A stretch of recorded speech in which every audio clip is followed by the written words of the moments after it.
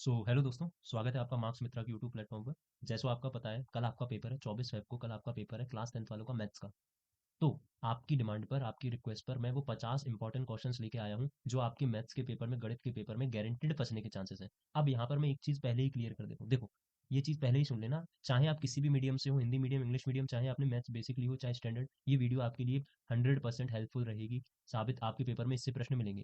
दूसरी इंपॉर्टेंट चीज़ जो आपको याद रखनी है वो रखनी है क्वेश्चंस की। अगर मैं आपको बोल रहा हूँ 50 इंपॉर्टेंट क्वेश्चंस, तो इसका मतलब ये नहीं है कि सिर्फ यही क्वेश्चन मिलेंगे। मैं वो आपको इंपॉर्टेंट सारे कॉन्सेप्ट्स बता दूंगा हर चैप्टर से। जैसा आपको पता है, हम अपनी सीरीज चला रहे थे डे 1, डे 2 और डे 3 की। तो डे 1 में हमने वो 5 चैप्टर्स कर दिए थे क्या, इंपॉर्टेंट। डे 2 में हमने बाकी 4 चैप्टर्स कर दिए थे। अब इस डे 3 में मैं बाकी चैप्टर्स कराने वाला था, पर आप लोगों की रिक्वेस्ट पर मैं वो 50 इंपॉर्टेंट कॉन्सेप्ट या क्वेश्चंस लेके आया हूँ जो आपके पेपर में गारंटीड आएंगे। अब इनमें ये 4 चैप्टर तो इंक्लूडेड है, 9 चैप्टर, इसके साथ जो बचे हुए 5 चैप्टर हैं वो भी क्लियर हो जाएंगे। तो ये वीडियो आपकी मिक्स्ड प्रैक्टिस के लिए भी अच्छी साबित होगी। तो फिर हम क्या करें सर, आपको सिर्फ ये करना है, जैसे ही ये वीडियो आप शुरू करके बैठे, मोस्ट प्रोबेबली आप 23 फरवरी को वीडियो देख रहे होंगे, तो जैसे ही आप ये वीडियो शुरू करें, अपने हाथ में सबसे पहले पॉज करके एक कॉपी, एक रफ कॉपी या जो भी आप हो, और एक पेन, बस ये लेके बैठना। ऐसा मैं क्यों बोल रहा हूँ, क्योंकि जितने भी क्वेश्चंस आपको स्क्रीन पर दिखाई देंगे, आप सबसे पहले वीडियो को पॉज करोगे और कोशिश करोगे उन क्वेश्चंस को खुद सॉल्व करने की। भलाई सिर्फ आंसर ला लो, पूरी स्टेप मार्किंग मत करना, स्टेप बाय स्टेप मत लिखना, पर कोशिश करना आंसर आ जाए। और अगर आप कर लेते हैं तो अच्छी बात है, आगे वीडियो को बढ़ा देना, उस क्वेश्चन को जल्दी स्किप कर देना। पर अगर आप नहीं कर पाते हैं तो उस क्वेश्चन का सॉल्यूशन यहाँ पर आपको प्रॉपरली तरीके से मिलेगा,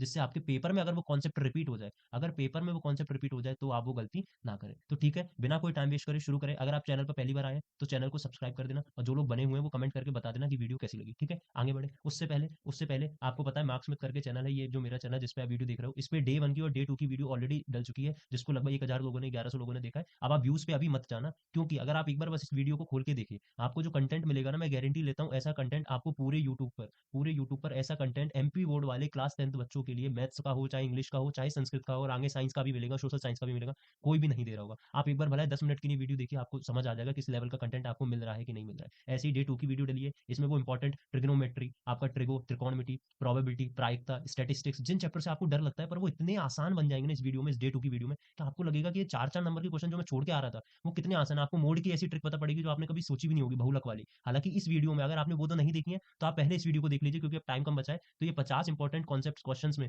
आपको वो बहुत सारे, शायद ऐसे 40 से प्लस क्वेश्चन या कॉन्सेप्ट मिल जाएंगे जो आपको पेपर में रिपीट मिलेंगे। आपके पेपर में 23 क्वेश्चन आते हैं, प्लस ऑब्जेक्टिव्स भी आते हैं, तो ऐसे कॉन्सेप्ट आपको पेपर में बिल्कुल सेम टू सेम मिले दिखेंगे, और मैं दिखा भी दूंगा। हालांकि मैं ऐसी वीडियो बनाता नहीं हूँ जिसमें प्रूव करूँ कि मेरे पेपर फंसे हैं, पर फिर भी आप खुद मिला सकते हो, बच्चों से पूछ सकते हो। ठीक है, आगे बढ़े। ये चीज़ मैंने पहले ही आपको बोल दिया कि चाहे आप हिंदी मीडियम से हो, चाहे इंग्लिश मीडियम से हो, चाहे बेसिक से हो, चाहे स्टैंडर्ड से हो, कोई मतलब नहीं है, इट डजंट मैटर। मैटर ये करता है कि आप 24 फरवरी को बस पेपर देने के लिए तैयार हैं, बस आप सही प्लेटफॉर्म पर आ गए, ये याद रखना। आपको एक सही प्लेटफॉर्म मिल गया। अगर आप मार्क्स मित्रा के चैनल पे, मेरे चैनल पे आ गए, तो आपको सही प्लेटफॉर्म मिल गया है। और अगर आप बिल्कुल गरीब बच्चे हो, आपको कुछ भी नहीं पता है, क्वालिटी एजुकेशन करके आपको कभी मिली नहीं है, मैथ से डर लगता है, साइंस से डर लगता है, तो बस आप समझ लेना आप सही प्लेटफॉर्म पर आ गए हो। इस प्लेटफॉर्म पर आपको सब कुछ फ्री में मिलेगा, सब कुछ फ्री में, एक सिंगल पैसा नहीं लगेगा किसी भी चीज़ का। और फ्री का मतलब ये नहीं है टाइम पास कराऊंगा, एक भी मिनट बर्बाद नहीं करूंगा, क्वालिटी एजुकेशन देने का वादा कर रहा हूँ, विथ अच्छे से अच्छा कंटेंट। अब इसकी फ्री पीडीएफ आपको कमेंट सेक्शन में, डिस्क्रिप्शन में मिल जाएगी, डिस्क्रिप्शन में मिल जाएगी इसकी फ्री पीडीएफ। ठीक है, जिससे आप इसकी क्या कर सकेंगे, प्रैक्टिस कर सकेंगे मिक्स्ड क्वेश्चंस की। शुरू करें, बिना कोई टाइम वेस्ट करे, शुरू करते हैं। उससे पहले ब्लूप्रिंट मैं आपको दे रखा हूँ। आपको पता है 1 2 3 4 5, ये 5 चैप्टर हमने डे 1 वाली वीडियो में कवर कर लिए थे, जिन बच्चों ने पुराना देखा था। फिर आपने देखा था कोऑर्डिनेट ज्योमेट्री, जो आपका निर्देशांक ज्यामिति है, सांख्यिकी, प्रायिकता, और कौन सा था आपका, कौन सा चैप्टर था, एक और चैप्टर था ना, कौन सा था भाई, सांख्यिकी, और कौन सा था भाई, एक चैप्टर और करा था ना हमने, त्रिकोणमिति का परिचय। ये त्रिकोणमिति, ये 4 चैप्टर हमने डे 2 में कर लिए थे। अब बचा हुआ आपके चैप्टर 6 9 10 11 12, और इन सब का मिक्स्ड रिवीजन हम इस डे 3 वाली वीडियो में करेंगे, जिसमें हम 50 मोस्ट इंपॉर्टेंट क्वेश्चन या प्रैक्टिस देखेंगे। शुरू करें।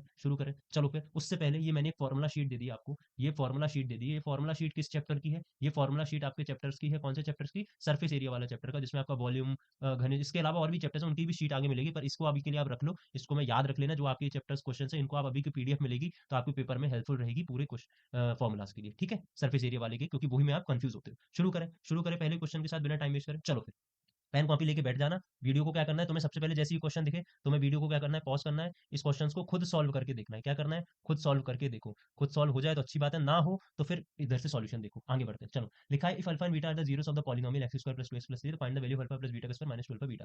यदि अल्फा और बीटा बहुपद इसके शून्य है तो इसका मान बताइए। अब तुमको क्या नहीं पता है, तुमको क्या ये चीज नहीं पता है, अगर किसी भी पॉलिनोमियल में, किसी भी क्या पॉलिनोमियल में जो शून्यक है, वो क्या होते हैं, अल्फा और बीटा तुमने माने जीरो, अल्फा और बीटा उसका क्या है, किसी भी पॉलिनोमियल की जीरो है, बहुपद की जीरो है। अब तुमको क्या दिया है कि पॉलिनोमियल दिया गया एक्स स्क्वायर प्लस 2x+3, ये पॉलिनोमियल दिया गया है। और फिर मान पूछा है इसका, मान किसका पूछा है, अल्फा प्लस बीटा का स्क्वायर माइनस 2 अल्फा बीटा। तो इसका मान निकालने के लिए तो तुमको पहले अल्फा और बीटा पता होना चाहिए, शून्य पता होना चाहिए। तो अल्फा और बीटा कैसे निकालोगे, तो तुमको पता है एक बहुपद का स्टैंडर्ड फॉर्म क्या होता है, किसी भी पॉलिनोमियल का स्टैंडर्ड फॉर्म क्या होता है तुमको पता है, किसी भी पॉलिनोमियल का अगर मुझे जीरोस निकालने हो, किसी भी पॉलिनोमियल के मुझे क्या निकालने हो, जीरोस निकालने हो, तो तुमको तो सीधे यहाँ दिखा कि किसी भी पॉलिनोमियल का जो स्टैंडर्ड फॉर्म होता है वो होता है A X square plus B X plus C, ये होता है जहां पर एबीसी कांस्टेंट होते हैं और ये तुम्हारे एक्स एक्स यहाँ पे लिखा है। तो अगर तुम इसको यहाँ से कंपेयर करोगे, इस इक्वेशन को यहाँ से कंपेयर करोगे, तो तुम्हें यहाँ ए कितना मिल जाएगा, क्योंकि कुछ नहीं है तो तुमने मान लिया वन डॉट, तो ए की वैल्यू मिल गई वन। बी कितना मिल जाएगा, बी की जगह लिखा है टू, तो बी की मिल गई टू। और सी की जगह क्या लिखा है थ्री, सी की जगह लिखा है थ्री। अब क्या तुम इस अल्फा प्लस बीटा और अल्फा इंटू बीटा ये नहीं निकाल सकते, तुम्हें पता है अल्फा प्लस बीटा शून्य का जोड़, सम ऑफ जीरोस ऑफ पॉलिनोमियल, बहुपद के शून्य का जो जोड़ होता है वो कितना होता है, माइनस बी अपॉन ए, माइनस बी अपॉन ए। तो यहाँ पे बी की वैल्यू कितनी है दो, तो तुमने रख दी माइनस के आगे लगा दी माइनस दो। ए की वैल्यू कितनी है, ए की वैल्यू है तीन, तो तुमने लगा दी ए की वैल्यू तीन, ए की वैल्यू आ गई तुम्हारी तीन। ठीक है, तुम्हें पता है product of zeros of polynomial, शून्य बहुपद के शून्य के जो गुणा होता है वो कितना होता है, सी अपॉन ए, सी अपॉन होते हैं। क्या ये चीज तुमको नहीं पता है, alpha plus beta minus B upon A, day one वाली वीडियो में तुमको नहीं बताई थी, नहीं बताई थी तो अब देख लो। तो सी अपॉन ए प्लेस करी तो सी की जगह तीन रख दिया, ए की जगह वन रख दिया, सी अपॉन ए, और यहाँ पे भी तो एक ही जगह वन रखना था तो यहाँ पे भी एक ही जगह वन रख दिया। अब क्या तुम इस इक्वेशन को यहाँ नहीं उठा लाओगे, इस इक्वेशन को यहाँ नहीं उठा लाओगे, तो अल्फा प्लस बीटा का स्क्वायर, तो अल्फा प्लस बीटा मतलब माइनस दो बटे एक का स्क्वायर, इसमें से माइनस करना है two into alpha beta, alpha into beta कितना है तीन बटे एक, एक से एक हो गया तो माइनस दो का स्क्वायर हो गया चार, चार में से दो टिया हो गया छह, तो चार में से छह गए माइनस का दो, ये इसका आंसर हो गया। आसान था कि नहीं, आगे करें दूसरा क्वेश्चन करें, देखते हैं। अगला क्वेश्चन है which term of AP is 124, 124 इस श्रेणी का अरिथमेटिक प्रोग्रेशन कौन कौन सा टर्म है, कौन सा टर्म है। अब तुमको क्या, यहाँ से तुम्हें क्या याद रखना है, यहाँ से तुम्हें याद रखना फॉर्मूले, फॉर्मूले अगर किसी भी एपी का nth टर्म निकालते थे, nth टर्म निकालने का फॉर्मूला क्या होता था, a plus n minus one into d. Sum of nth term, n term का सम निकालना पड़ता था तो क्या फॉर्मूला होता था, सम ऑफ एन टर्म होता था ए एन अपॉन टू, एक second, n upon two bracket two a plus n minus one into d. क्या तुम्हें याद आया सम ऑफ एन टर्म निकालने का और nth टर्म निकालने का फॉर्मूला। अब तुमसे पूछा 124 इस वाले पॉलिनोमियल, इस वाले अरिथमेटिक प्रोग्रेशन का कौन सा टर्म होगा, तो तुमने मान लिया ये होगा जो nth टर्म होगा, तुमने मान लिया लेट, लेट जो nth टर्म होगा ऑफ दिस एपी, इस एपी का इस अरिथमेटिक प्रोग्रेशन का जो nth टर्म होगा वो 124 होगा। तो अगर ये nth टर्म होगा तो nth टर्म होता क्या है, nth टर्म होता है a plus n minus one into d, ये होता है nth टर्म, ये 124 है। अब तुम यहाँ से देखोगे, यहाँ से अगर तुम देखोगे तो तुम्हें पता है पहला टर्म क्या कहलाता है a, तो a की वैल्यू हो गई चार, और d क्या होता है कॉमन डिफरेंस, कॉमन डिफरेंस मतलब इनका डिफरेंस, चाहे इसका इसका डिफरेंस ले लो चाहे इसका इसका डिफरेंस ले लो, यही तो d होता है। तो d की वैल्यू आ गई 14 में से 9 गए, 14 में से 9 गए, d की वैल्यू आ गई 5, तो d की वैल्यू आ गई 5, a की वैल्यू आ गई 4, पुट कर दो यहाँ पर, यहाँ पर क्या कर दो पुट, तो a की वैल्यू करी 4 plus n minus one,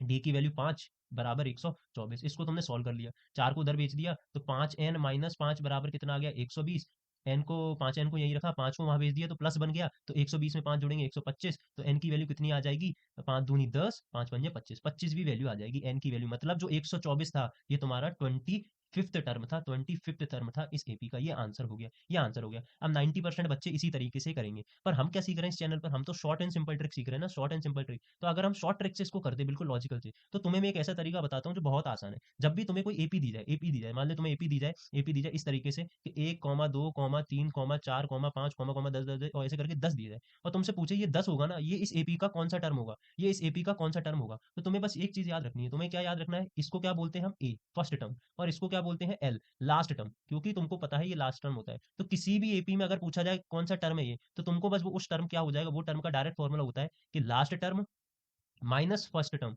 last term minus first term upon common difference, मतलब अंतिम पद में से अगर हम पहला पद घटा दें और नीचे जो कॉमन डिफरेंस हमारा डी होता है वो निकाल लें, तो ये हमारा टर्म पता पड़ जाएगा कि उस एपी में कितने नंबर ऑफ टर्म्स है। ये किसका फॉर्मूला होता है, नंबर ऑफ टर्म्स, किसी एपी में कितने नंबर ऑफ टर्म्स है। अब क्या इसी को यहाँ अप्लाई करके देखें, तो इसको अगर हम यहाँ अप्लाई करके देखेंगे तो हम देखेंगे लास्ट टर्म हमारा 124 है, क्योंकि हमें यही तो बताना है 124 कौन सा टर्म है, हमसे आखिरी पूछा है, बीच में तो कोई टर्म नहीं पूछा है, ये कौन सा टर्म होगा, और पहला टर्म है चार, तो अगर हम लिखे लास्ट टर्म 124, 124 में हम क्या घटा दे, पहला टर्म चार बटे कॉमन डिफरेंस, कॉमन डिफरेंस क्या है, और इसमें प्लस वन और करना होता है, फॉर्मूले में क्या करना पड़ता है, last term minus first term upon common difference plus one, plus one, ये पूरा फॉर्मूला होता है ना, last term minus first term upon common difference plus one, ये फॉर्मूला होता है। तो अगर हम इसी को यहाँ अप्लाई करें तो 124 लास्ट टर्म है, माइनस चार first term upon common difference हमारा है 5 प्लस वन, तो इसको अगर हम सॉल्व करें तो 120 अपॉन 5 प्लस वन, तो इसका आ गया 24 प्लस वन, 24 प्लस वन बराबर 25, तो क्या ये हमारा 25 टर्म यहाँ आ रहा था, 25 यहाँ आ रहा था, ये आंसर नहीं हो गया। नया कुछ सीखे, आगे बढ़े, आगे बढ़े, इसको याद रखना, ये मोस्ट इंपॉर्टेंट है ना, ऐसा क्वेश्चन पूछ सकता है पेपर में। आगे बढ़े, अगला क्वेश्चन देखें, बोल रहा है एक ऐसा द्विघात बहुपद ज्ञात कीजिए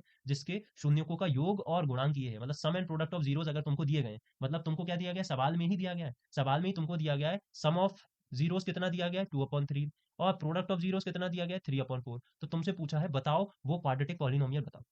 अब इसको करने के मोस्टली 90% बच्चे कैसे करेंगे, वो कैसे करेंगे, हालांकि ऐसे क्वेश्चन आने के बेसिक में ज्यादा चांसेस है, ये स्टैंडर्ड में ये नहीं आएगा, पर आ जाए तो अच्छी बात है। तो तुम्हें क्या याद रखना है, तुम्हें पता है अगर ऐसा क्वेश्चन आता है तो हमें पता है अल्फा अपन अल्फा प्लस बीटा क्या होता है, माइनस बी अपॉन ए, ये सी अपॉन ए, यहाँ से ए की वैल्यू इक्वल करेंगे, फिर उसको फॉर्म में रख देंगे। लेकिन मुझे तो डायरेक्ट पता है कि किसी भी क्वाड्रेटिक पॉलिनोमियल का, किसी भी द्विघात बहुपद का, क्वाड्रेटिक पॉलिनोमियल का अगर मैं स्टैंडर्ड फॉर्म पूछूं तो वो क्या होता है, A X square plus B X plus C, यही तो होता है। लेकिन अगर मैं पूछूं उसके शून्यक के टर्म में, शून्यक के टर्म में उसका क्वाड्रेटिक पॉलिनोमियल का उसके जीरोस के फॉर्म में क्या होता है, तो डायरेक्ट फॉर्मूला होता है x square minus alpha plus beta x plus alpha into beta. ये याद रखना, x square minus alpha plus beta x plus alpha into beta. ये जब तुम्हें शून्यक दिए जाए, शून्यक का जोड़ और शून्यक का गुणा, मतलब किसी भी पॉलिनोमियल के जीरोस का सम और जीरोस का प्रोडक्ट दिया जाए तो डायरेक्ट ही फॉर्मुला रख के तुम उसकी वैल्यू निकाल सकते हो किसी भी क्वाड्रेटिक पॉलिनोमियल की। तुम अगर रखोगे यहाँ पे तो तुम्हें मिलेगा x square minus alpha plus beta कितना दिया था 2/3, तो 2/3 x plus alpha into beta कितना दिया 3/4, 3/4। एलसीएम ले लिया तो नीचे क्या आ गया 12, नीचे आ गया 12, ऊपर क्या बचेगा 12x²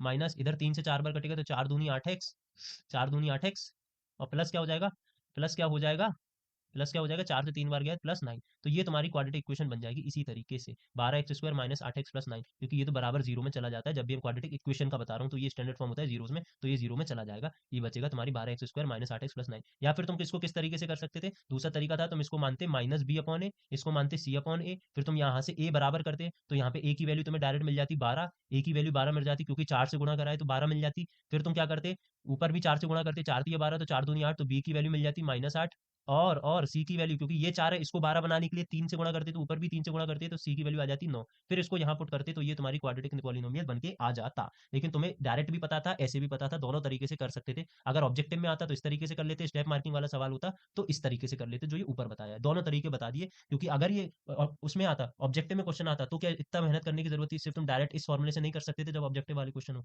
अगला क्वेश्चन देखिए, आसान लगा। एक क्वाड्रेटिक पॉलिनोमियल बताइए जिसके जीरोस ये है, मतलब अल्फा दिया गया है, बीटा दिया गया है, तो तुमसे पूछा है क्वाड्रेटिक पॉलिनोमियल, तो क्वाड्रेटिक पॉलिनोमियल तुम्हें पता है अल्फा दिया गया है, बीटा दिया गया है, तो तुम यहाँ से निकाल लो, तुम यहाँ से क्या निकाल लो, ये तुम चाहे इस वाले में रख लो, चाहे तुम इस वाले से निकाल लो इसको, चाहे इस इक्वेशन से निकाल लो, चाहे तुम ऐसे करके निकाल लो कि sum of zeroes and product of zeroes minus B upon A C upon A, ऐसे करके निकाल लो, तब भी वही आंसर आएगा। यहाँ से ए बी सी की वैल्यू ले लो और फिर उसको standard form A X square plus B X plus C में रख दो, दोनों तरीके से सेम आंसर आएगा। ठीक है, आगे बढ़े, अगला क्वेश्चन देखें। अगला क्वेश्चन बहुत अच्छा क्वेश्चन है, बहुत अच्छा क्वेश्चन लगता है मुझे। लिखा है दो रेल पटरी है, उनके समीकरण ये दिए गए हैं, ये निरूपित की गई है, तो क्या रेल पटरी एक दूसरे को काटेंगी। दो रेलवे ट्रैक्स है, वो रिप्रेजेंटेड बाय द इक्वेशन। अब समझो दो रेलवे ट्रैक्स है, एक ये एक ये, एक की इक्वेशन दी गई है एक्स प्लस 2y माइनस 4 बराबर 0, और दूसरे की इक्वेशन दी गई है 2x प्लस 4y माइनस 12 बराबर 0।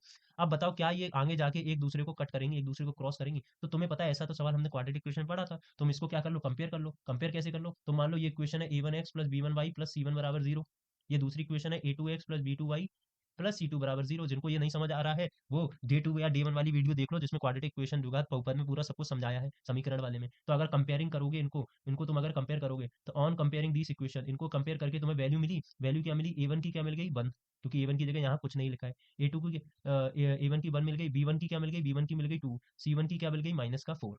वैसे ए टू की वैल्यू क्या मिल गई 2, बी टू की वैल्यू क्या मिल गई 4, सी टू की वैल्यू क्या मिल गई -12। ये जिनको नहीं समझ आ रहा वो यहाँ देखो, यहाँ यहाँ ये एक्स के साथ कुछ नहीं है तो ए वन तो 1 मान लिया, ये बी वन है तो 2 हो गया, ये सी वन है 4 माइनस का तो -4 हो गया, फिर ये ए टू है तो 2 मान लिया, फिर बी टू है तो 4 मान लिया, फिर सी टू है तो -12 मान लिया। अब तुम क्या निकाल लो, इनका अनुपात निकाल लो, इनका क्या निकाल लो, अनुपात, रेशो। तो रेशो क्या होता है, A1/A2, B1/B2 और C1/P2। अब तुमको यहाँ से तीन चीजें पता है, अगर यहाँ से तुम्हें तीन चीजें याद आ रही होंगी, क्या तीन चीजें याद आ रही होंगी बताता हूँ अभी। वो तीन चीजें ये थी कि अगर A1/A2 बराबर होता था B1/B2 और ये भी बराबर होता था C1/C2, इसका मतलब लाइंस कैसी होती थी, कोइंसिडेंट होती थी, एक दूसरे की सररेखी होती थी। इसका मतलब इसके क्या बनेंगे, इनफिनाइट सॉल्यूशन बनेंगे, अनेक सॉल्यूशन बनेंगे। फिर दूसरी चीज क्या पता पड़ती थी, ए हो गया। दूसरी क्या चीज पता पड़ती थी, अगर A1/A2 B1/B2 के तो बराबर है पर C1/C2 के बराबर नहीं है, तो इसका मतलब लाइन कैसी होती थी, पैरेलल होती थी, समानांतर होती थी, और इनका कोई भी सॉल्यूशन नहीं बनता था, नो सॉल्यूशन बनता था। याद आया।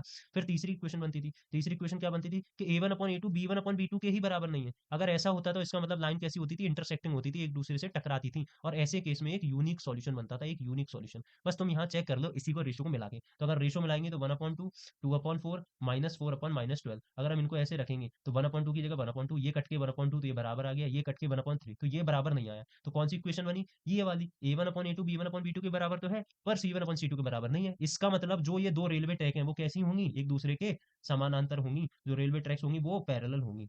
जो कि होनी भी चाहिए, वरना हम टकरा नहीं जाएंगे। तो क्वेश्चन में क्या पूछा था, क्या रेलवे ट्रैक से एक दूसरे को क्रॉस करेंगे, तो तुम लिख दोगे क्रॉस नहीं करेंगे। क्यों नहीं करेंगे? क्योंकि इनका रेशो इससे मैच कर रहा है, इसीलिए। आसान है। अगला क्वेश्चन देखें। अगला क्वेश्चन क्या कह रहा है, find the area of quadrant of a circle जिसका सरकमफेरम 22 है। वृत्त के चतुर्थांश का क्षेत्रफल। अब क्या होता है, तुम जानते हो वृत्त का चतुर्थांश का क्षेत्रफल, ये तो बड़ा आसान क्वेश्चन है। तुम जानते हो वृत्त कैसा दिखता है, ये तुम्हें पूरा वृत्त दिखता है। अब अगर इस वृत्त को मैं 4 बराबर भागों में बांटूं, एक भाग ये बांटा, एक भाग ये बांटा, 4 भाग बट गए, तो तुम्हें पता पड़ा ये जो एरिया बचा, ये वाला जो एरिया बचा, इतना मेरा, इस एरिया को एक हम बोले थे क्वाड्रेंट, इसको हम बोलते हैं क्वाड्रेंट, चतुर्थांश। चतुर्थांश क्यों बोलते हैं? क्योंकि ये एक पूरे सर्कल का, एक पूरे वृत्त का एक चौथाई भाग है, इसीलिए चतुर्थांश हुआ। अब तुमसे क्या पूछा है, एरिया ऑफ क्वाड्रेंट। तुमसे क्या पूछा है, एरिया ऑफ क्वाड्रेंट, चतुर्थांश के क्षेत्रफल, वृत्त के चतुर्थांश का क्षेत्रफल। तो area of quadrant of circle, तुम्हें पता है सर्कल का एरिया कितना होता है, पाई आर स्क्वायर। ये इसका कितना है, एक चौथाई, तो उसका एक चौथाई निकाल लिया। तो सर्कल के एरिया का एक चौथाई, सर्कल के एरिया का एक चौथाई। अब तुमको क्या चाहिए, रेडियस चाहिए। रेडियस चाहिए के लिए तुमको क्या दी गई है, सरकमफेरेंस दी गई है। तुमको क्या दी गई है, सरकमफेरेंस सवाल में दी गई है कितनी, 22 सेंटीमीटर, मतलब वृत्त की परिधि दी गई है। परिधि का फॉर्मूला क्या होता है, 2 पाई आर। 2 पाई आर मतलब 22। अब यहाँ से तुम दो दूनी 2 गुणा 22, पाई की वैल्यू कुछ नहीं दी, तो 22/7 गुणा रेडियस बराबर 22। 22 से 22 कट गया, तो रेडियस की वैल्यू कितनी आ गई, रेडियस की वैल्यू आ गई 7/2। ये आ गई तुम्हारी रेडियस। इस रेडियस को यहाँ रख दोगे तो क्या तुम्हें सर्कल के वृत्त के चतुर्थांश का एरिया नहीं मिल जाएगा? आसान था, आसान था। आगे बढ़े, अगला क्वेश्चन देखें। अगला क्वेश्चन देखते हैं। अगला क्वेश्चन बोल रहा है, एक आर्क है रेडियस, एक सर्कल जिसकी रेडियस 21 सेंटीमीटर है, वो 60 डिग्री सेंटर पे बना रहा है, तो find the length of arc. अब ये चाप वाला क्वेश्चन आया कि एक चाप केंद्र पर 60 डिग्री का कोण बना रहा है और उस वृत्त की त्रिज्या 21 सेंटीमीटर है, तो चाप की लंबाई ज्ञात कीजिए। अब तुम उससे पहले तो ये जानो कि चाप होता क्या है, उससे पहले जानो चाप होता क्या है। मान लो ये एक सर्कल है, मान लो क्या है, ये एक सर्कल है, और ये इस सर्कल का केंद्र है, इस सर्कल का सेंटर है, इस सर्कल का सेंटर है। अब इस सर्कल से अगर मैं इसकी 2 रेडियस बना दूं, इस सर्कल से अगर 2 रेडियस बना दूं, इस सर्कल से 2 रेडियस बना दूं, तो ये जो पोर्शन बचा, ये वाला जो पोर्शन बचा, जो तुम्हें मैं दिखा रहा हूँ लेजर पॉइंटर से, ये जो पोर्शन बचा, इसको हम बोलते हैं सर्कल का आर्क। इस पोर्शन को बोलते हैं सर्कल का आर्क। ये जो दिख रहा है, ये होता है सर्कल का आर्क। ये क्या होता है, सर्कल का आर्क। तुमको ये दिखा रहा है, ये वाली लाइन से, ये सर्कल का होता है क्या, आर्क। इसको क्या बोलते हैं, आर्क। चाप बोलते हैं, चाप। अब यहाँ से क्या सीखे, यहाँ से तुम ये सीखे, ये होता है चाप। तो सर ये अंदर वाली चीज क्या होगी, अंदर वाली चीज, पहले तो तुम चाप वाली चीजें ही जान लो। अब अगर मैं पूछूं, अब यहाँ से दो फॉर्मूले बनते हैं, यहाँ से क्या बनते हैं, दो फॉर्मूले बनते हैं। तुमसे क्या पूछेगा, यहाँ से क्या बनते हैं, दो फॉर्मूले बनते हैं। अगर मैं बोलूँ ये सर्कल है, तो इसकी ये वाला एरिया क्या कहलाता है, ये वाला एरिया, ये अंदर वाला एरिया, तो ये कहलाता है सेक्टर। और सेक्टर कहलाता है सेक्टर, ये कहलाता है सेक्टर। क्योंकि ये छोटा है तो इसीलिए कहलाएगा माइनर सेक्टर, ये कहलाएगा माइनर सेक्टर। सेक्टर को हिंदी में क्या कहते हैं, क्षेत्र कहते हैं, तो ये छोटा क्षेत्र कहलाएगा। वैसे ही अगर मैं बोलूँ बड़ा वाला एरिया क्या कहलाएगा, ये वाला एरिया, तो ये कहलाता है मेजर सेक्टर, ये कहलाता है मेजर सेक्टर। ये क्या कहलाता है, मेजर सेक्टर, इतना बड़ा। इस माइनर सेक्टर को छोड़ के ये कहलाता है मेजर सेक्टर। अब तुमसे क्या पूछेगा सवाल, वो तुमसे सवाल पेपर में पूछेगा कि बताओ इस सेक्टर का एरिया बताओ, इस सेक्टर का एरिया बताओ, एरिया ऑफ सेक्टर। इस सेक्टर का एरिया बताओ, जिसका एंगल क्या है, थीटा है। इसका एंगल क्या है, इसका एंगल क्या है, थीटा है। तो इस एरिया का सेक्टर बताओ, इस सेक्टर का एरिया बताओ। तो तुम कैसे बताओगे, तुमको याद रखना है सर्कल का एरिया क्या होता है, सर्कल का एरिया होता है sir pi are square. Circle का एरिया होता है पाई आर स्क्वायर। अब एक सर्कल अपने आप में पूरा कितने एंगल का होता है, तुमने बोला अपने आप में सर्कल पूरा 360 डिग्री पे होता है वृत्त पे। वृत्त पे कितना होता है, 360 डिग्री होता है ना केंद्र पर, ये 360 डिग्री। सर्कल का पूरा एरिया कितना होता है एंगल का, 360। उसमें से इतना इसने कितना हिस्सा लिया, इसने लिया थीटा, उसने क्या लिया, थीटा। अगर मैं बोलूं एक पूरा सर्कल है, ये 360 डिग्री का एंगल बना रहा है, ये पूरा 360 डिग्री का एंगल बना रहा है। अब इस चाप ने, इस आर्क ने कितना एंगल लिया, ये तुमने बोला इतने इतना ही लिया ना, इतना कितना, मान लो थीटा लिया। तो अगर मैं बोलूं पूरे सर्कल का एरिया का ये इतना पोर्शन होगा, या फिर मैं इसको इतने तरीके से बोलूं कि पूरे 360 में ये थीटा होगा, तो सिर्फ हम क्या करेंगे, पाई आर स्क्वायर का थीटा बाय 360 निकाल देंगे। पाई आर स्क्वायर का थीटा बाय 360 निकाल देंगे। यही क्या हो जाएगा, इस सेक्टर का एरिया हो जाएगा, इस छोटे वाले सेक्टर का एरिया हो जाएगा।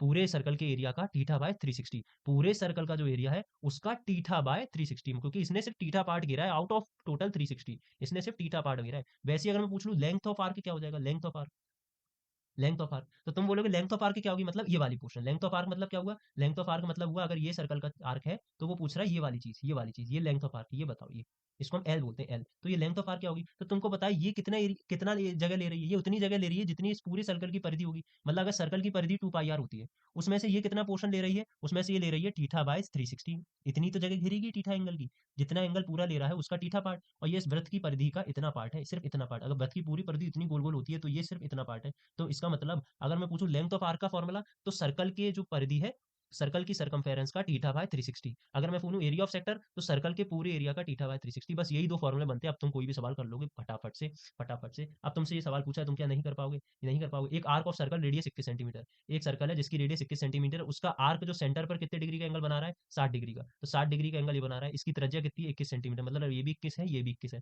तो उसने पूछा find the length of arc, ये बता दो लेंथ ऑफ आर्क, ये वाली जगह लेंथ ऑफ आर्क, ये एल। तो तुम्हें पता है जो लेंथ ऑफ आर्क एल होती है, वो पूरे सर्कल की परिधि की, पूरी सर्कल की सरकमफेरेंस का थीटा बाय 360 होती है, पूरे सर्कमफेरेंस का थीटा बाय 360 होती है। ये मैं ऐसे क्यों बोल रहा हूँ, जिससे फॉर्मूला याद रहे। अब तुमको पता है 2 थीटा पाई नहीं दिया गया है तो 22/7, रेडियस कितनी दी गई है 21, थीटा तुम्हें कितना दिया गया है, इसने 60 डिग्री का एंगल बनाया आउट ऑफ 360। इसको सॉल्व कर लेना, सॉल्व कर क्या लेना, कर ही लेते हैं, 7 से कट गया 3 बार, तो 2 दूनी 44, 44 गुणा 3 गुणा ये कट गया 1/6 से, तो ये आ गया 3 से 2 बार कटा, तो ये आ गया 2 से कितनी बार 22 बार, तो 22 आ गया इसका आंसर। लेंथ ऑफ परिधि, अब लेंथ पूछिए तो किसमें होगी, सेंटीमीटर में होगी। यूनिट की गलती मत करना। जो बच्चे बोल रहे थे ना सर मेरे 70 नंबर आ रहे हैं 75 में से, 75 में से 70 नंबर है, एक दो नंबर कहाँ जाए, वो यहीं जा रहा है। अब यहाँ तुमसे क्या पूछा था, लेंथ ऑफ आर्क, आर्क की लेंथ पूछी थी, तो यूनिट किसमें होगी, सेंटीमीटर में। पर अगर तुमसे एरिया पूछा होता तो उसकी यूनिट किसमें होती, सेंटीमीटर स्क्वायर में। वॉल्यूम पूछा होता तो वॉल्यूम, आयतन पूछा होता तो आयतन की यूनिट किसमें होती है, सेंटीमीटर क्यूब में। ये चीजें याद रखा करो, इससे ही जो एक एक दो नंबर कटते हैं। ठीक है, आगे बढ़े, आगे बढ़े। अब यहाँ से अगर मैं एक नया क्वेश्चन पूछ लेता, मैं पूछता, चलो इतना तो सही है बेसिक वालों के लिए, अब स्टैंडर्ड वालों के लिए क्या पूछता पता है, वो स्टैंडर्ड वालों के लिए पूछेगा, बताओ पेरीमीटर ऑफ आर्क, चाप का परिमाप बताओ, परिमाप। तुम बताओ चाप का पेरीमीटर, पेरीमीटर ऑफ आर्क। तो कोई बता पाएगा कि पेरीमीटर ऑफ आर्क क्या होगा, बिना सोचे, अगर बिना मैं अभी बता रहा हूँ उससे पहले कोई बता पा रहा है तो बहुत अच्छी बात है, नहीं बता पा रहा है तो खुद सोचो। ये जो पूरा आर्क है, ये पूरा आर्क है, इसका पेरीमीटर कितना होगा, इसका पेरीमीटर क्या होगा। तो तुमने बोला इसका पेरीमीटर ये एल वाली जगह, ये एल वाली जगह प्लस एक आर, ये एक आर, ये तो 2 बार रेडियस जोड़ देंगे। फिर से देखो, फिर से देखो, ये समझ नहीं आया होगा कुछ बच्चों को।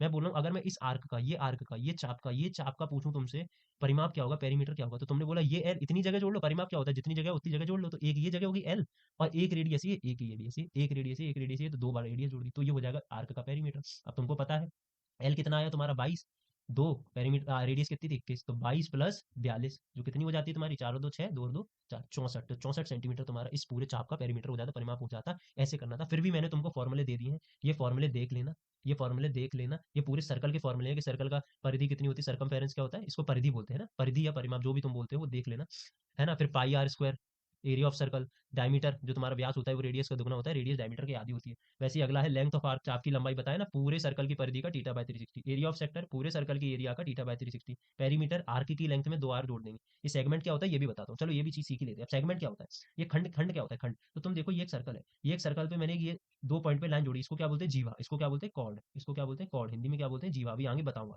अभी आगे बताऊंगा। तो ये कॉर्ड जब मैंने डाली तो ये कॉर्ड ने सर्कल को 2 भागों में बांट दिया, एक तो ये छोटा वाला भाग बांट दिया, एक तो ये छोटा वाला भाग बांट दिया, और एक ये बड़ा वाला भाग बांट दिया, एक ये बड़ा वाला भाग बांट दिया। तो ये छोटा वाला भाग होता है ना, छोटा वाला भाग, उसको बोलते हैं माइनर सेगमेंट, उसको बोलते हैं माइनर सेगमेंट, जैसे आर्क में था, जैसे चाप में था। और जो बड़ा वाला एरिया होता है उसको बोलते हैं मेजर सेगमेंट। तो कभी भी तुमसे सेगमेंट के फॉर्मूले भी पूछेगा तो वो भी मैंने तुमको आगे दे दिए, सेगमेंट के फॉर्मूले अगर पूछे तो सेगमेंट के भी याद रखना। सेगमेंट के ये वाला फॉर्मूला तुम्हारे काम का नहीं है, इसको मत याद रखना, ये 11th में आएगा तुम्हारे, रख लेना अगर काम आ जाए, पर अभी के लिए तुम सेगमेंट में रखो। ये क्या बोल रहे हैं, एरिया ऑफ माइनर सेगमेंट। अब जब भी मुझे माइनर सेगमेंट का एरिया निकालना हो, मतलब ये एक सर्कल है, इसका ये माइनर सेगमेंट है, मुझे इतना एरिया निकालना है, ये एरिया, तो ये एरिया मैं कैसे निकालूंगा, तो ये एरिया मैं ऐसे निकालूंगा कि जो वृत्त का जो ये ट्रायंगल बना, जो ये ट्रायंगल बना, तो मैं क्या करूंगा, इस ट्रायंगल के एरिया से, इस ट्रायंगल के एरिया से माइनस, इस सेक्टर के एरिया से, सॉरी, इस सेक्टर के एरिया से, ये जो पूरा सेक्टर दिख रहा है तुमको ब्लू लाइन में, दिखाता हूँ देखो, ये जो ब्लू लाइन में तुम्हें ये पूरा ग्रीन लाइन में सेक्टर दिख रहा है, ये सेक्टर, ये सेक्टर, तो इस सेक्टर के एरिया में से अगर मैं ये सेक्टर का एरिया इसमें से अगर मैं माइनस कर दूं, माइनस क्या करूं, माइनस कर दूं ये ट्रायंगल का एरिया, माइनस कर दूं ये ट्रायंगल का एरिया, माइनस कर दूं ये ट्रायंगल का एरिया, तो बराबर क्या बच के आएगा, बराबर तुम्हारा क्या बच के आएगा, बराबर तुम्हारा बच के आएगा ये इतना एरिया, ये इतना एरिया, ये इतना एरिया। यही वो बोल रहा है कि जब ये माइनर सेगमेंट का एरिया निकालना हो तो पूरे ट्रायंगल के, पूरे सेक्टर के एरिया में से ट्रायंगल का एरिया माइनस कर दोगे तो माइनर सेगमेंट का आ जाएगा। वैसे मेजर सेगमेंट का कैसे आएगा, तो पूरे सर्कल के एरिया में से माइनर सेगमेंट का घटा दो तो मेजर सेगमेंट आ जाएगा। समझ पा रहे हो, समझ पा रहे हो कि अगर मैं पूरे सर्कल का एरिया निकाल के ये छोटा वाला घटा दूं, ये छोटा वाला माइनर सेगमेंट का, तो बड़ा वाला सेगमेंट का एरिया आ जाएगा। ये पूछ सकता है, इसीलिए मैंने तुमको फॉर्मुला फॉर्म में दे दिया है, समझा भी दिया है। आगे बढ़े, अगला क्वेश्चन देखते हैं, अब तुम कुछ भी कर लोगे। लिखा है the length of minute hand of clock is 14 centimetre. एक घड़ी की मिनट की सुई की लंबाई तुमको दी गई है, मिनट की सुई द्वारा 5 मिनट में रचित क्षेत्रफल। कितना सरल सवाल है बताओ, कितना सरल सवाल है। तुमने घड़ी बनाई, वो बोल रहा है घड़ी की जो मिनट वाली सुई है, मिनट वाली सुई है, उसकी लेंथ कितनी है, 14 सेंटीमीटर। तो तुमने मान ली उसकी लेंथ कितनी है, ये मिनट वाली सुई यहाँ तक जाएगी, ये मिनट वाली सुई, इसकी लेंथ तुमको दी गई है 14 सेंटीमीटर। अब क्या करा, 5 मिनट ही घूमी, तो 5 मिनट घूम के टिक टिक टिक करके मान लो 5 मिनट बाद ये यहाँ आ गई, 5 मिनट बाद ये कहाँ आ जाएगी, यहाँ आ जाएगी, 5 मिनट बाद ये यहाँ आ जाएगी, आफ्टर 5 मिनट, आफ्टर 5 मिनट ये कहाँ आ जाएगी, यहाँ आ जाएगी। तो अब इस पॉइंट पर आ गई, तो 5 मिनट में ये कितना एरिया घेर लेगी। तो पूछ रहा है ये जो बचा बीच वाला एरिया, ये जो बीच वाला एरिया बचा, ये रेड रेड पोर्शन, ये एरिया बताओ इसने घड़ी का कितना क्षेत्रफल बनाया। तो क्या ये सरल आसान क्वेश्चन नहीं है, सरल क्वेश्चन नहीं है। तुम ये मान लो ये ओ है, ये ओ है। अब तुम बताओ जब तुम्हें ये एरिया पूरा निकालना है, ये तो क्या ये एक सेक्टर का एरिया नहीं हो गया, सेक्टर का एरिया नहीं हो गया। सेक्टर का एरिया कैसे निकालते हो, पूरे सर्कल का एरिया, पूरे सर्कल का एरिया, उसमें से थीटा बाय 360, उसमें से थीटा बाय 360। अब क्या तुमको रेडियस पता है, जी हाँ तुमको रेडियस दी गई है 14 सेंटीमीटर, लेकिन क्या तुमको थीटा पता है, थीटा नहीं पता है। तो तुमको यहाँ पे अब क्या करना पड़ेगा, यहाँ पे टीठा निकालना पड़ेगा, यहाँ पे टीठा निकालना पड़ेगा। तो टीठा कैसे निकालोगे, टीठा तुम ऐसे निकालोगे, तुम्हें पता है अगर घड़ी की ये मिनट वाली सुई है, ये क्या है, घड़ी की मिनट वाली सुई है, मिनट वाली सुई, अगर ये मिनट वाली सुई पूरा घूम जाए, ये मिनट वाली सुई यहाँ से लेके पूरा यहाँ तक घूम जाए, तो कितने डिग्री का एंगल बनाती है, 1 घंटे में, 1 घंटे में। तो इसका मतलब घड़ी की मिनट वाली सुई 1 घंटे में, या फिर मैं कहूँ 60 मिनट में, 60 मिनट में कितने डिग्री का एंगल बनाती है, 360 डिग्री का। तो मैं पूछूं 1 मिनट में कितने का बनाएगी, तो तुमने बोला 1 मिनट में 360/60, इसका मतलब 1 मिनट में 6 डिग्री का बनाएगी। तो 1 मिनट में 6 डिग्री का बनाएगी, तो हमसे तो 5 मिनट का बोला है, तो 5 मिनट में कितने का बनाएगी, 6 × 5, 30 डिग्री का। तो इसका मतलब ये जो टीठा है इसकी वैल्यू 30 डिग्री मिल गई, इसकी वैल्यू 30 डिग्री मिल गई यहाँ से, क्योंकि 1 घंटे में अगर 360 है तो 5 मिनट में 30 हो गई, ये हमने निकाल लिया। बस वैल्यू पुट कर दो, वैल्यू पुट करो, पाई की वैल्यू नहीं दी तो 22/7, रेडियस दिया गया 14, तो 14 का स्क्वायर, 14 × 14, थीटा की वैल्यू 30/360। सॉल्व कर लिया, आंसर आ गया। मैं सॉल्व नहीं करा रहा हूँ, खुद कमेंट में आंसर दे देना इसका क्या होगा, कमेंट में इसका आंसर दे देगा, मैंने तुमको तरीका बता दिया कैसे करना है। आगे बढ़े, अगला क्वेश्चन देखिए, find the sum of first 10 terms of AP, first 10 terms of AP. अब तुमको पता है 10 टर्म्स ऑफ एपी, अरे भाई कहाँ गया, first of 10 terms of AP है ना, प्रथम 10 पदों का योग। तो तुम्हें पता है सम ऑफ एन टर्म्स का फॉर्मूला, अभी बताया, sum of N terms, sum of N terms क्या होता है, n/2, 2a + n - 1 × d। अब यहाँ तुम्हें पता है, यहाँ बस ढूंढ लो तुम्हें क्या चाहिए, ए और डी। ए क्या है यहाँ पे, ए क्या है, ए यहाँ पे फर्स्ट टर्म है, तो ए की वैल्यू क्या होगी, 2।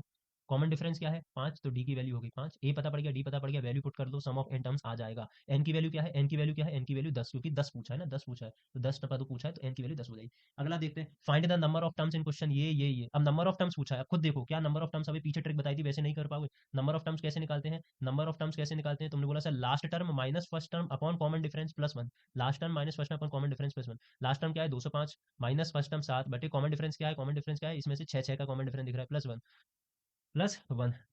Find the number of terms in the AP, यही तो है ना। तो last term minus first term, ठीक है, तो 205 में से 7 का 198/6 प्लस 1, 198, 3 3 प्लस 1, तो ये 34 टर्म्स। तो इसमें कितने टर्म्स है, 34। क्या ऐसे नहीं कर पाए आसान, दूसरा तरीका क्या था, इसको तो एन टर्म मानते, फिर एन टर्म मान के करते, जो कि बड़ा लॉन्ग पड़ता है, ये शॉर्ट तरीका नहीं मिला, कुछ नया सीखे, आगे बढ़े, आगे बढ़े। अगला क्वेश्चन बेहद सरल, एचसीएफ दिया गया है, एलसीएम भी दिया गया है। एचसीएफ दिया गया है तो एलसीएम पूछा है, दो नंबर है उनका, एचसीएफ दिया गया है तो एलसीएम पूछा है। अब तुमको पता है ये चीज, तुमको मैंने डे 1 वाली चीज में बताई थी कि दो नंबर है ए और बी, दो नंबर है ए और बी। तो अगर मैं दो नंबर का एचसीएफ पूछूं, तो दो नंबर का एचसीएफ जो होगा, एचसीएफ जो दो नंबर का होगा और उनका जो एलसीएम होगा, अगर मैं इनका क्या कर दूं, गुणा कर दूं, अगर दो नंबर का एचसीएफ और दो नंबर का एचसीएफ और दो नंबर का एलसीएम निकाल के उनका गुणा कर दूं, तो वो हमेशा बराबर आता है उन दोनों नंबर के गुणा के, उन दोनों नंबर के गुणा के। बस ये एक इतनी छोटी सी चीज याद रखनी थी, इतनी छोटी सी चीज याद रखनी। तुमको पता है एचसीएफ क्या दिया गया है, 9, एलसीएम तुमसे पूछा है, नंबर क्या थे, 306 और 657। तो यहाँ से तुम एलसीएम निकालोगे तो एलसीएम की वैल्यू कितनी आ जाएगी, 306/657/9, सॉल्व कर लेना, आंसर आ जाएगा। आगे बढ़े, अगला क्वेश्चन देखें। अगला क्या बोल रहा है, हमने क्या करा, 10 सेंटीमीटर त्रिज्या वाले एक वृत्त की कोई जीवा केंद्र पर समकोण अंतरित करता है, तो संज्ञात त्रिज्य खंड का क्षेत्रफल ज्ञात कीजिए। मतलब एक कॉर्ड है सर्कल की जिसकी रेडियस 10 सेंटीमीटर है, वो राइट एंगल बना रहा है सेंटर पे, तो एरिया ऑफ करस्पॉन्डिंग सेक्टर पूछ रहा है। मतलब वो क्या पूछ रहा है, एक सर्कल है उसकी रेडियस कितनी है, 10 है, ठीक है, और उस पर कॉर्ड है, तो हमने कॉर्ड बना लिया, ये हमने कॉर्ड बनाया। जीवा अभी तुमको बताई थी, जीवा क्या होती है, चलो नहीं बताई थी तो पीछे एक बार देख ही लेते हैं, यहाँ बताई थी ना। जीवा क्या होती है, जीवा क्या होती है, जो वृत्त के अंदर दो अलग अलग पॉइंट को जोड़ती है, उसको हम जीवा बोलते हैं। ये सर्कल की एक कॉर्ड बनाई। अब ये वृत्त पर क्या, वृत्त के केंद्र पर सर्कल के सेंटर पर कितने डिग्री का एंगल बना रहा है, 90 डिग्री का एंगल बना रहा है। तो ये यहाँ पर कितने डिग्री का एंगल बना रहा है, ये यहाँ पर कितने डिग्री, अरे क्या मिटल गया भाई, ये नहीं मिटाना था, हाँ ये आ गया, ये 90 डिग्री का यहाँ पे एंगल बना रहा है। ये क्या है, कॉर्ड है, ये यहाँ पर 90 डिग्री का एंगल बना रहा है। रेडियस कितनी है, 10 सेंटीमीटर है, रेडियस 10 है तो ये भी 10 हो जाएगी। इसको मान लेते हैं ओ, इसको मान लेते हैं ए, इसको मान लेते हैं बी। कितना आसान पूछा है, पूछ रहा है find the area of the corresponding sector, इस पूरे सेक्टर का एरिया पूछ रहा है, इस पूरे सेक्टर का एरिया पूछ रहा है। तो तुमको पता है एरिया ऑफ सेक्टर क्या होता है, तुमको पता है सेक्टर का एरिया क्या होता है, तुमको पता है पूरे पाई आर स्क्वायर का थीटा बाय 360, पूरे पाई आर स्क्वायर का थीटा बाय 360। तुमको पता है पूरे सेक्टर का एरिया पूछ रहा है ना, तो पाई आर स्क्वायर मतलब 22/7, रेडियस कितनी दी गई 10, तो 10 का स्क्वायर 100 इंटू थीटा कितना दिया गया 90/360। सॉल्व कर लो, आंसर आ गया, सॉल्व कर लो, आंसर आ गया। अगला क्वेश्चन देखें, अगला क्वेश्चन बोला solve the following pair of equation by, in equation को सॉल्व करना है, एक ये इक्वेशन और एक इक्वेशन, इन दो समीकरण को हल करना है। दो समीकरण को हल करना है तो दो तरीके होते हैं, एक तुमको बताया था सब्स्टिट्यूशन मेथड, सब्स्टिट्यूशन मेथड जिसको हम क्या बोलते हैं, प्रतिस्थापन विधि, देख रहे हो हिंदी आने लगी मुझे भी।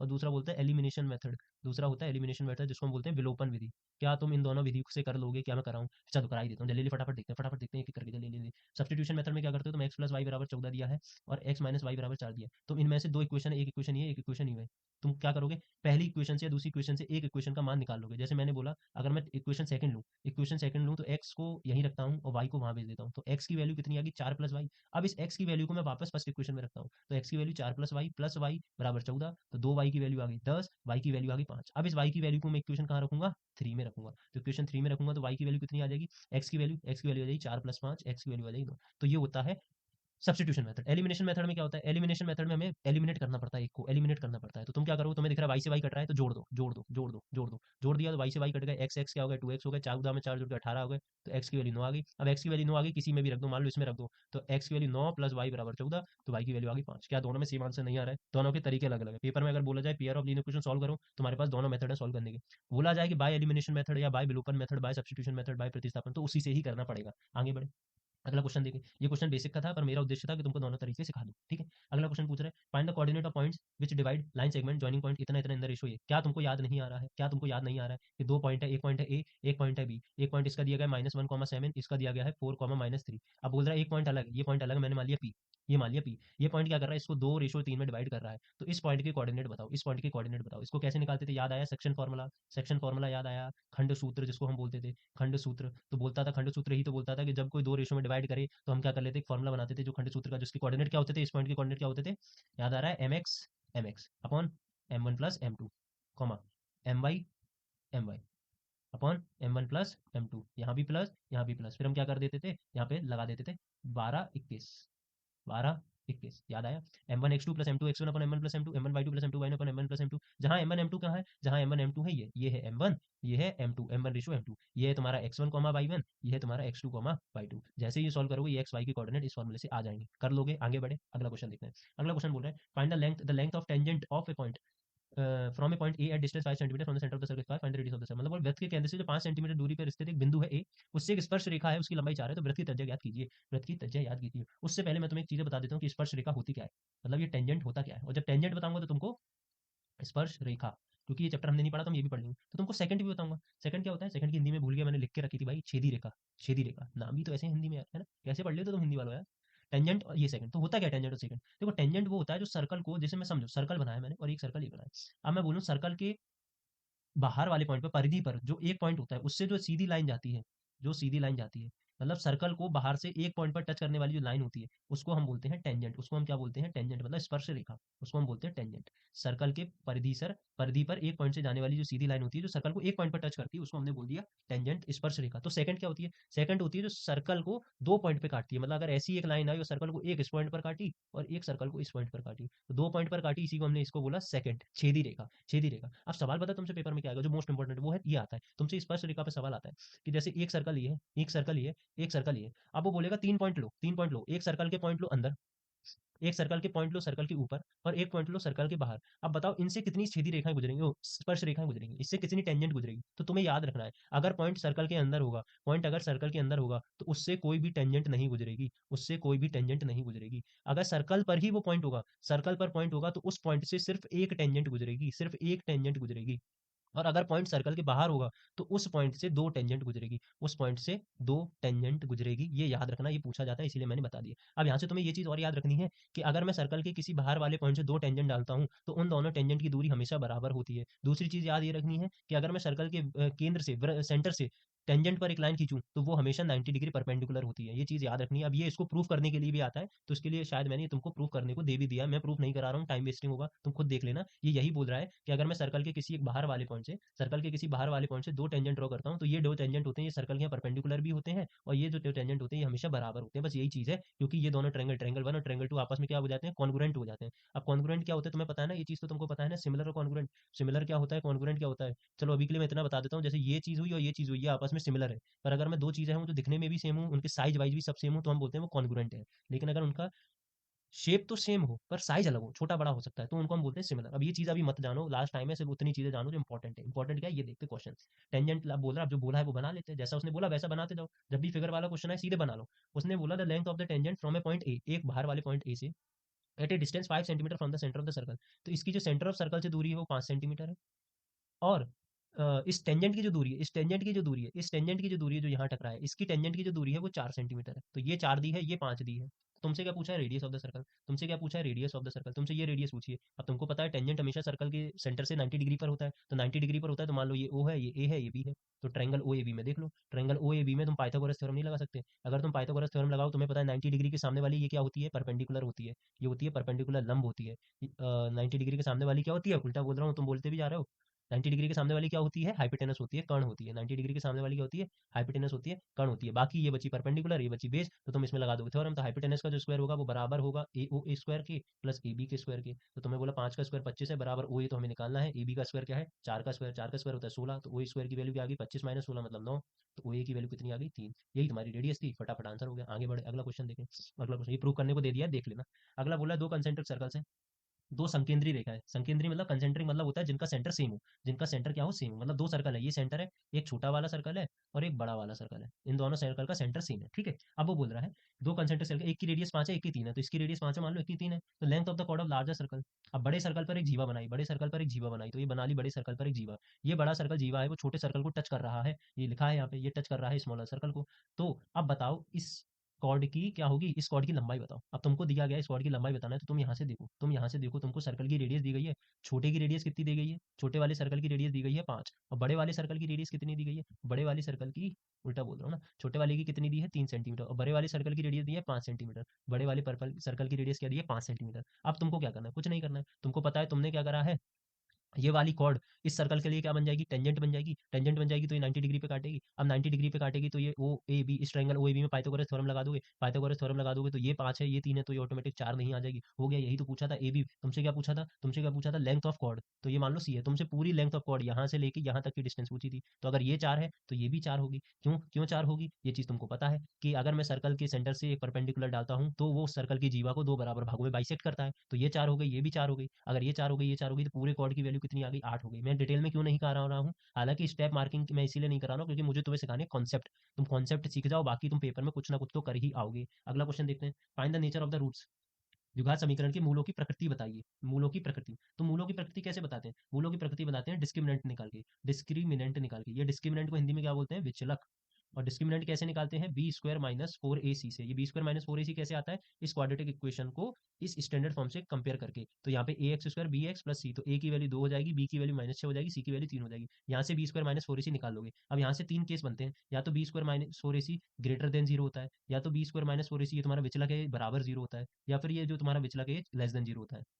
तीन केस कैसे कैसे बनते थे, अगर ये ग्रेटर देन जीरो होता था तो दो डिस्टिंक्ट रूट्स निकलते थे, दो डिस्टिंक्ट अलग अलग रूट्स निकलते थे, दो डिस्टिंक्ट रियल रूट्स निकलते थे। यहाँ पर दो इक्वल रियल रूट्स निकलते थे, दो इक्वल रियल रूट्स निकलते थे। और अगर ये लेस देन जीरो होता था तो कोई भी मूल नहीं निकलता था, कोई भी मूल नहीं निकलता था। तो अगर तुमसे इसका नेचर पूछा जा रहा है तो तुम यहाँ से बी स्क्वायर माइनस फोर की वैल्यू निकाल लो, अगर वो जीरो से बड़ी आती है तो ये आंसर हो जाएगा, बराबर आती है तो ये आंसर हो जाएगा, छोटी आती है तो कोई भी मूल नहीं होगा। खत्म करें, अगला क्वेश्चन देखें। अगला क्वेश्चन बोल रहा है एक टावर है, वो वर्टिकली खड़ा हुआ है ग्राउंड पर, तो हमने खड़ा कर लिया। ये धरती पर एक मीनार है जो ऊर्ध्वाधर खड़ी है, धरती के एक बिंदु से जो मीनार के पाद बिंदु से 15 मीटर दूर है, मीनार के शिखर का उन्नयन कोण 60 है, मीनार की ऊंचाई। ये हाइट एंड डिस्टेंस वाले चैप्टर सवाल आया, कितना आसान है, कितना आसान है, देख लेते हैं। बोल रहा है एक टावर स्टैंड पर खड़ा हुआ है, ठीक है, वर्टिकली खड़ा हुआ मतलब सीधा खड़ा हुआ ग्राउंड पर, from a point on the ground which is 15 metre away from the foot of the tower. इस टावर के फुट से 15 मीटर दूर, इस टावर के फुट से 15 मीटर दूर, तो हमने बना इस टावर के फुट से 15 मीटर दूर।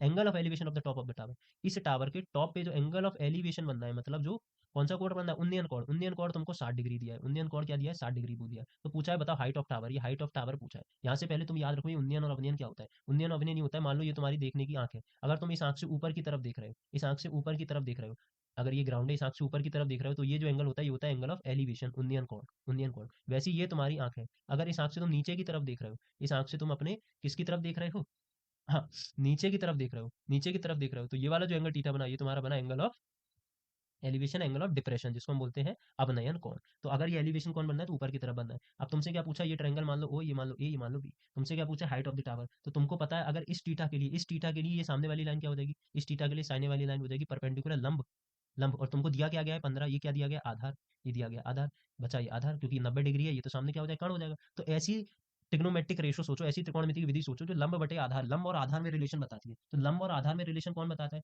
तुमको पता है टेन थीटा बताता है, क्योंकि टेन थीटा क्या होता है परपेंडिकुलर अपॉन बेस, याद है ना, पाकिस्तान भूखा प्यासा हिंदुस्तान हरा भरा। ऊपर वाली चीज क्या होती थी, अरे कहाँ गया, अरे अरे अरे अरे हाँ, ऊपर वाली चीज क्या होती थी, ये होती थी साइन कॉस टेन, ये होता था कॉसेक सेक कॉट। अब तुमसे पूछा लंब और आधार में रिलेशन कौन बताता है, टेन भी बताता है कॉट भी बताता है। तुमको टेन आसान लगा तो तुमने टेन ले लिया, तो यहाँ पे टेन थीटा की वैल्यू कितनी है 60, परपेंडिकुलर क्या है तुम्हारा ओ है, और बेस क्या है ए बी। टेन सिक्सटी की वैल्यू कितनी होती है, जिसको याद है अच्छी बात है, नहीं है तो साइन कॉस की याद होगी, तो तुम टेन सिक्सटी को साइन 60 अपॉन कॉस 60 करके भी निकाल सकते हो। साइन 60 क्या बताया था, zero one upon two one upon two root three upon two, याद आया। और जो साइन 60 की वैल्यू होगी तो cos 60 की क्या हो जाएगी, जो sin 30 की होगी, मतलब 1/2 काट दोगे तो tan 60 कितना आ जाएगा, √3। याद है तो अच्छी बात है, नहीं थी तो निकाल भी ली। OA कितने दिया है नहीं पता, AB कितना दिया है 15, तो हाइट कितनी आ गई, क्रॉस मल्टीप्लाई कर दोगे तो हाइट आ जाएगी 15 √3। मीटर है तो मीटर में, सेंटीमीटर है तो सेंटीमीटर में, याद रखना, ये तुम्हारी हाइट ऑफ टावर आ जाएगी। अगला क्वेश्चन देखिए, अगला क्वेश्चन देखिए, अगला क्वेश्चन बोल रहा है दो संख्याओं का अंतर 26 है। अगला क्वेश्चन बोल रहा है दो संख्याओं का अंतर 26 है और एक संख्या दूसरे के 3 गुना है, तो संख्या ज्ञात कीजिए। डिफरेंस बिटवीन दो नंबर ये हैं, वगैरह वगैरह वगैरह। आसान है, तुमने मान ली एक नंबर x है, एक नंबर y है, एक नंबर x है, एक नंबर y है, इनके बीच का डिफरेंस कितना दिया गया है, 26 दिया गया है, पहली इक्वेशन। दूसरा क्या दिया गया है कि जो पहला नंबर है वो दूसरे का 3 गुना है, पहला नंबर है दूसरे का 3 गुना है, ये दूसरी इक्वेशन है। ये दो इक्वेशन को सॉल्व करना नहीं आता है तुमको, इसको कैसे सॉल्व कर लो, सब्स्टिट्यूशन मेथड से सॉल्व कर लो। सब्स्टिट्यूशन से x की वैल्यू 3y है, इस वैल्यू को यहाँ रख दो, तो इसको यहाँ रखोगे तो 3y माइनस y आ जाएगा 26, तो 2y आ जाएगा 26, तो y की वैल्यू आ जाएगी 13, y की वैल्यू 13 आ जाएगी, इसको अब यहाँ रख दो, तो x की वैल्यू कितनी आ जाएगी, 3 × 13, तो x की आ जाएगी 39। तो ये तुम्हारे दो नंबर आ गए, इतना आसान है। देखो अगला देखें, दो क्यूब्स हैं, दो क्यूब्स हैं मतलब दो घन है, घनी बोलते हैं ना क्यूब्स को। दो घन है जिनमें से प्रत्येक घन का आयतन, वॉल्यूम दिया गया है घन का, उनको जोड़ दिया, तो find the surface area of resulting cuboid.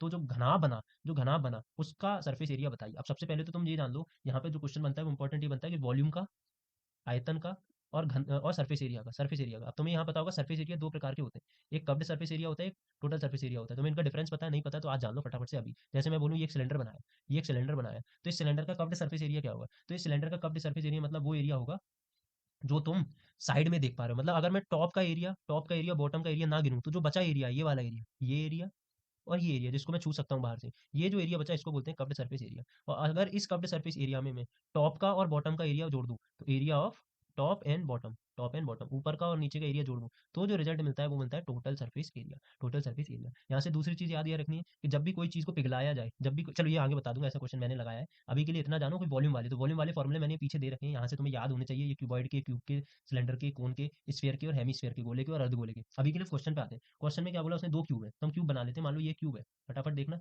जल्दी से, फटाफट फटाफट। क्यूब कैसे बनता है, ऐसे ही तो बनता है, 3D फिगर है ना क्यूब, तो ये बन गया तुम्हारा क्यूब। ठीक है, अब इस क्यूब की अगर मैं पूछूं लेंथ क्या होगी, तो तुमने बोला इस क्यूब की लेंथ होगी ये, इस क्यूब की ब्रीथ क्या होगी, इस क्यूब की ब्रीथ होगी ये, और इस क्यूब की हाइट क्या होगी, इस क्यूब की हाइट होगी ये। अब तुमको बोला है कि वॉल्यूम ऑफ क्यूब, क्यूब का जो घन का आयतन है वो कितना दिया गया है, 64 सेंटीमीटर क्यूब। और क्यूब का वॉल्यूम होता कितना है, ए क्यूब होता है फॉर्मूले से, तो ए क्यूब की वैल्यू होगी 64 सेंटीमीटर क्यूब। तो यहाँ से मैं अगर मैं ए क्यूब की वैल्यू निकालूं तो 4 का क्यूब होता है, तो ए की वैल्यू आ गई 4। मतलब तुम्हें ये पता पड़ा क्यूब कौन सा फिगर होता है जिसकी लेंथ ब्रीथ हाइट सब सेम होती है, मतलब लेंथ भी 4 है, ब्रीथ भी हाइट भी 4 है। अब मैंने क्या करा, इस क्यूब के बगल में एक क्यूब और बना दिया, इस क्यूब के बगल में एक क्यूब और बना दिया, ये इस क्यूब के बगल में एक क्यूब और बना दिया। अब इनको जोड़ दिया आपस में, इनको क्या कर दिया आपस में जोड़ दिया, इनको आपस में क्या कर दिया जोड़ दिया। तो अब जो ये क्यूबॉइड बना, क्यूबॉइड क्या होता है जिसकी लेंथ विड्थ हाइट सेम नहीं होती है। तो ये जो क्यूबॉइड बना इसका सरफेस एरिया बताओ, इस क्यूबॉइड का सरफेस एरिया बताओ, surface area of cuboid, surface area of cuboid. तो क्यूबॉइड का सरफेस एरिया क्या होता है, जब भी सरफेस एरिया पूछा जाए तो उसका मतलब जो जो चीज तुम छू सकते हो, मतलब टोटल सरफेस एरिया। तो अब अगर मैं देखूं इस क्यूबॉइड में पहले ये चार थी क्यूब, ये चार था, ये चार था। अब इस क्यूबॉइड में मैं देखूं इसकी लेंथ कितनी हो गई, इतनी बड़ी हो गई, ब्रीथ अभी की अभी हो रही, हाइट अभी की अभी हो रही। तो अगर मैं बोलूं इस क्यूबॉइड की लेंथ कितनी हो जाएगी, तो तुमने बोला चार, ये इस क्यूबॉइड की लेंथ हो जाएगी 4 + 4 8 सेंटीमीटर। इस क्यूबॉइड की ब्रीथ कितनी हो जाएगी, इस नई क्यूबॉइड की, तो इस क्यूबॉइड की ब्रीथ तो 4 की 4 ही रहेगी, और हाइट कितनी रहेगी, हाइट भी 4 की 4 रहेगी। तो क्यूबॉइड की सरफेस एरिया का फॉर्मूला क्या होता है, 2 LV + BH + HL, 2 LV + BH + HL। अब इसमें ये लेंथ ब्रीथ हाइट की वैल्यू रख के क्या हम इस क्यूबॉइड का फॉर्मूला नहीं लगा सकते, लगा सकते हैं, आंसर आसानी से ला सकते हैं। बस यही बताना था, कर लेना। ये जो फॉर्मूला मैंने अभी लगाया क्यूबॉइड के टोटल सरफेस एरिया का और वॉल्यूम ऑफ क्यूब का, यही जो मैंने बताया। आगे बढ़े, अगले क्वेश्चन में देखें। अब मुझे लग रहा है गारंटेड ये क्वेश्चन आपको 2026 में मिलेगा, क्योंकि ऐसे मुझे बहुत सारे क्वेश्चन दिखे, इसीलिए मैं करा भी देता हूँ। अब तुमको बोला है कि दो नंबर, जैसे मान लो कोई नंबर है, एक है x/y, ये एक फ्रैक्शन है, इसमें जो ऊपर वाला नंबर होता है इसको हम बोलते हैं अंश, और नीचे वाले को हम बोलते हैं हर। ऊपर वाले को बोलते हैं न्यूमरेटर और नीचे वाले को बोलते हैं डिनोमिनेटर। अब ऐसा सवाल पिछले साल भी आया है, तो इस साल भी आने के चांसेस है। वो बोल रहा है मैंने अंश और हर में दो दो जोड़ा, अंश में भी दो जोड़ा, हर में भी दो जोड़ा, अंश और हर में, न्यूमरेटर डिनोमिनेटर में दो दो जोड़ के 9/11 आया। एक इक्वेशन ये बनी। अगला वो क्या बोल रहा है, अगला बोला इस बार मैंने क्या करा, न्यूमरेटर डिनोमिनेटर में तीन तीन जोड़ा, इस बार क्या करा, तीन तीन जोड़ा, तीन तीन जोड़ने पर वो 5/6 बन गया।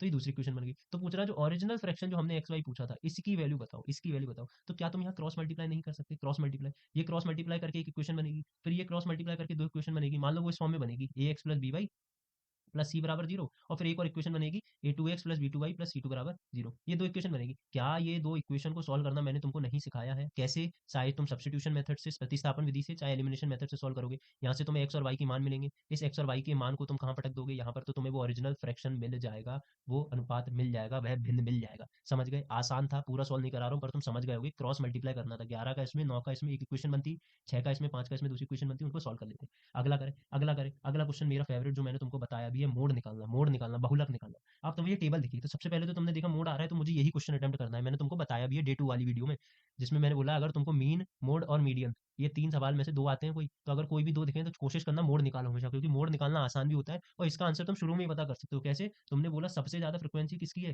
सबसे ज़्यादा फैमिली नंबर ऑफ कहाँ है, इसमें है 8, तो 8 है, तो मेरी जो मोड होगी वो 3 से 5 के बीच में ही होगा। तो मेरा जो मोड होगा वो 3 से तो बड़ा होगा लेकिन 5 से छोटा होगा। ये तो तुमने अभी पता कर लिया, ये तो तुमने अभी पता कर लिया, 3 से 5 के बीच में आंसर आएगा। दूसरा, तुम मोड का फॉर्मूला लिख लो, तुम्हें मोड का फॉर्मूला पता होना चाहिए। मोड का फॉर्मूला क्या होता है? L plus F1 minus F0 upon 2F1 minus F0 minus F2 into H. अब जहाँ पर ये सब क्या होता है, ये सब तुमको मैं बता चुका हूँ कैसे क्या होता है, फिर से बता देता हूँ, फटाफट देखना। तुमको पता है जो हाईएस्ट फ्रीक्वेंसी होती है उसके सामने वाला जो क्लास इंटरवल होता है, ये मेरा क्या होता है, मॉडल क्लास होता है। ये मेरा मॉडल बहुलक वर्ग होता है। अब बहुलक वर्ग की छोटी वाली वैल्यू होती है 3, ये मेरी लोअर लिमिट होती है, एल की वैल्यू होती है, तो एल की वैल्यू 3 मिल गई। इनके बीच में जो डिफरेंस होता है, इनके बीच में जो डिफरेंस होता है, जो कि कितना दिख रहा है 2, ये हमारा एच होता है, ये हमारा एच होता है, एच होता है। फिर क्या पता पड़ा तुम्हें, फिर क्या पता पड़ा तुमको, क्या पता पड़ा?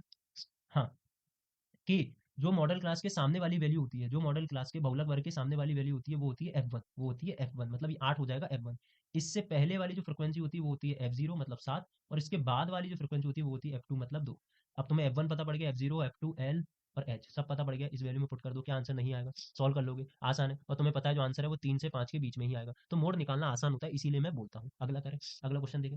बोला एक सॉलिड सिलेंडर है जिसकी हाइट दी गई, डायमीटर दी गई है। अब ये क्वेश्चन किन के लिए है? स्टैंडर्ड वाले। देखो ये तुम्हारे लिए भी क्वेश्चन है, अच्छा सा क्वेश्चन। देखो अब इसमें से क्या करा मैंने, कॉनिकल कैविटी हटा ली तो सेम डायमीटर को फॉलो कर दिया, तो बताओ total surface area remaining solid का। समझे क्वेश्चन, क्वेश्चन क्या बोल रहा है, हिंदी वाले पढ़ लेना, क्वेश्चन ऊपर लिखा है, क्वेश्चन ऊपर लिखा है। उसने बोला एक सिलेंडर बनाया मैंने, एक सिलेंडर बनाया, तो मैंने एक सिलेंडर बना दिया, ये मैंने एक सिलेंडर बना दिया। इस सिलेंडर की तुमको क्या दी गई है, हाइट दी गई है 2.4 सेंटीमीटर, तो इस सिलेंडर की हाइट दी गई है 2.4 सेंटीमीटर। फिर इस सिलेंडर की डायमीटर कितना दिया है, 1.4 सेंटीमीटर। तो इस सिलेंडर का डायमीटर कितना दिया गया है, 1.4 सेंटीमीटर, मतलब ये डायमीटर 1.4 दिया गया है। अब तुमने क्या करा, इसके यहाँ से तुमने एक कॉनिकल कैविटी हटा दी, मतलब इसके यहाँ से एक शंकु निकाल लिया, तुमने एक शंकु काट लिया। मान लो तुमने एक शंकु कैसा होता है, ऐसा होता है ना दिखने में, ऐसा। तुमने क्या करा, ये एक शंकु यहाँ से लेके यहाँ तक, ये तुमने एक शंकु काट लिया जिसकी हाइट और जिसकी डायमीटर सेम है, तो ये तुमने एक शंकु काट लिया, ये शंकु तुमने काट लिया, तुम ये पूरा शंकु यहाँ से काट के ले गए, ये शंकु काट के ले गए। तो अब बताओ जो रिमेनिंग फिगर है, जो बचा हुआ फिगर है, उसका टोटल सरफेस एरिया बताओ। तो तुम क्या नहीं बता पाओगे? जो टोटल सरफेस टीएसए, जो बचे हुए ठोस का जो पृष्ठीय क्षेत्रफल होगा, टोटल सरफेस एरिया हो, वो कितना होगा? मैंने तुमको बताया जितना तुम छू सकते हो, तो तुम कितना छू सकते हो?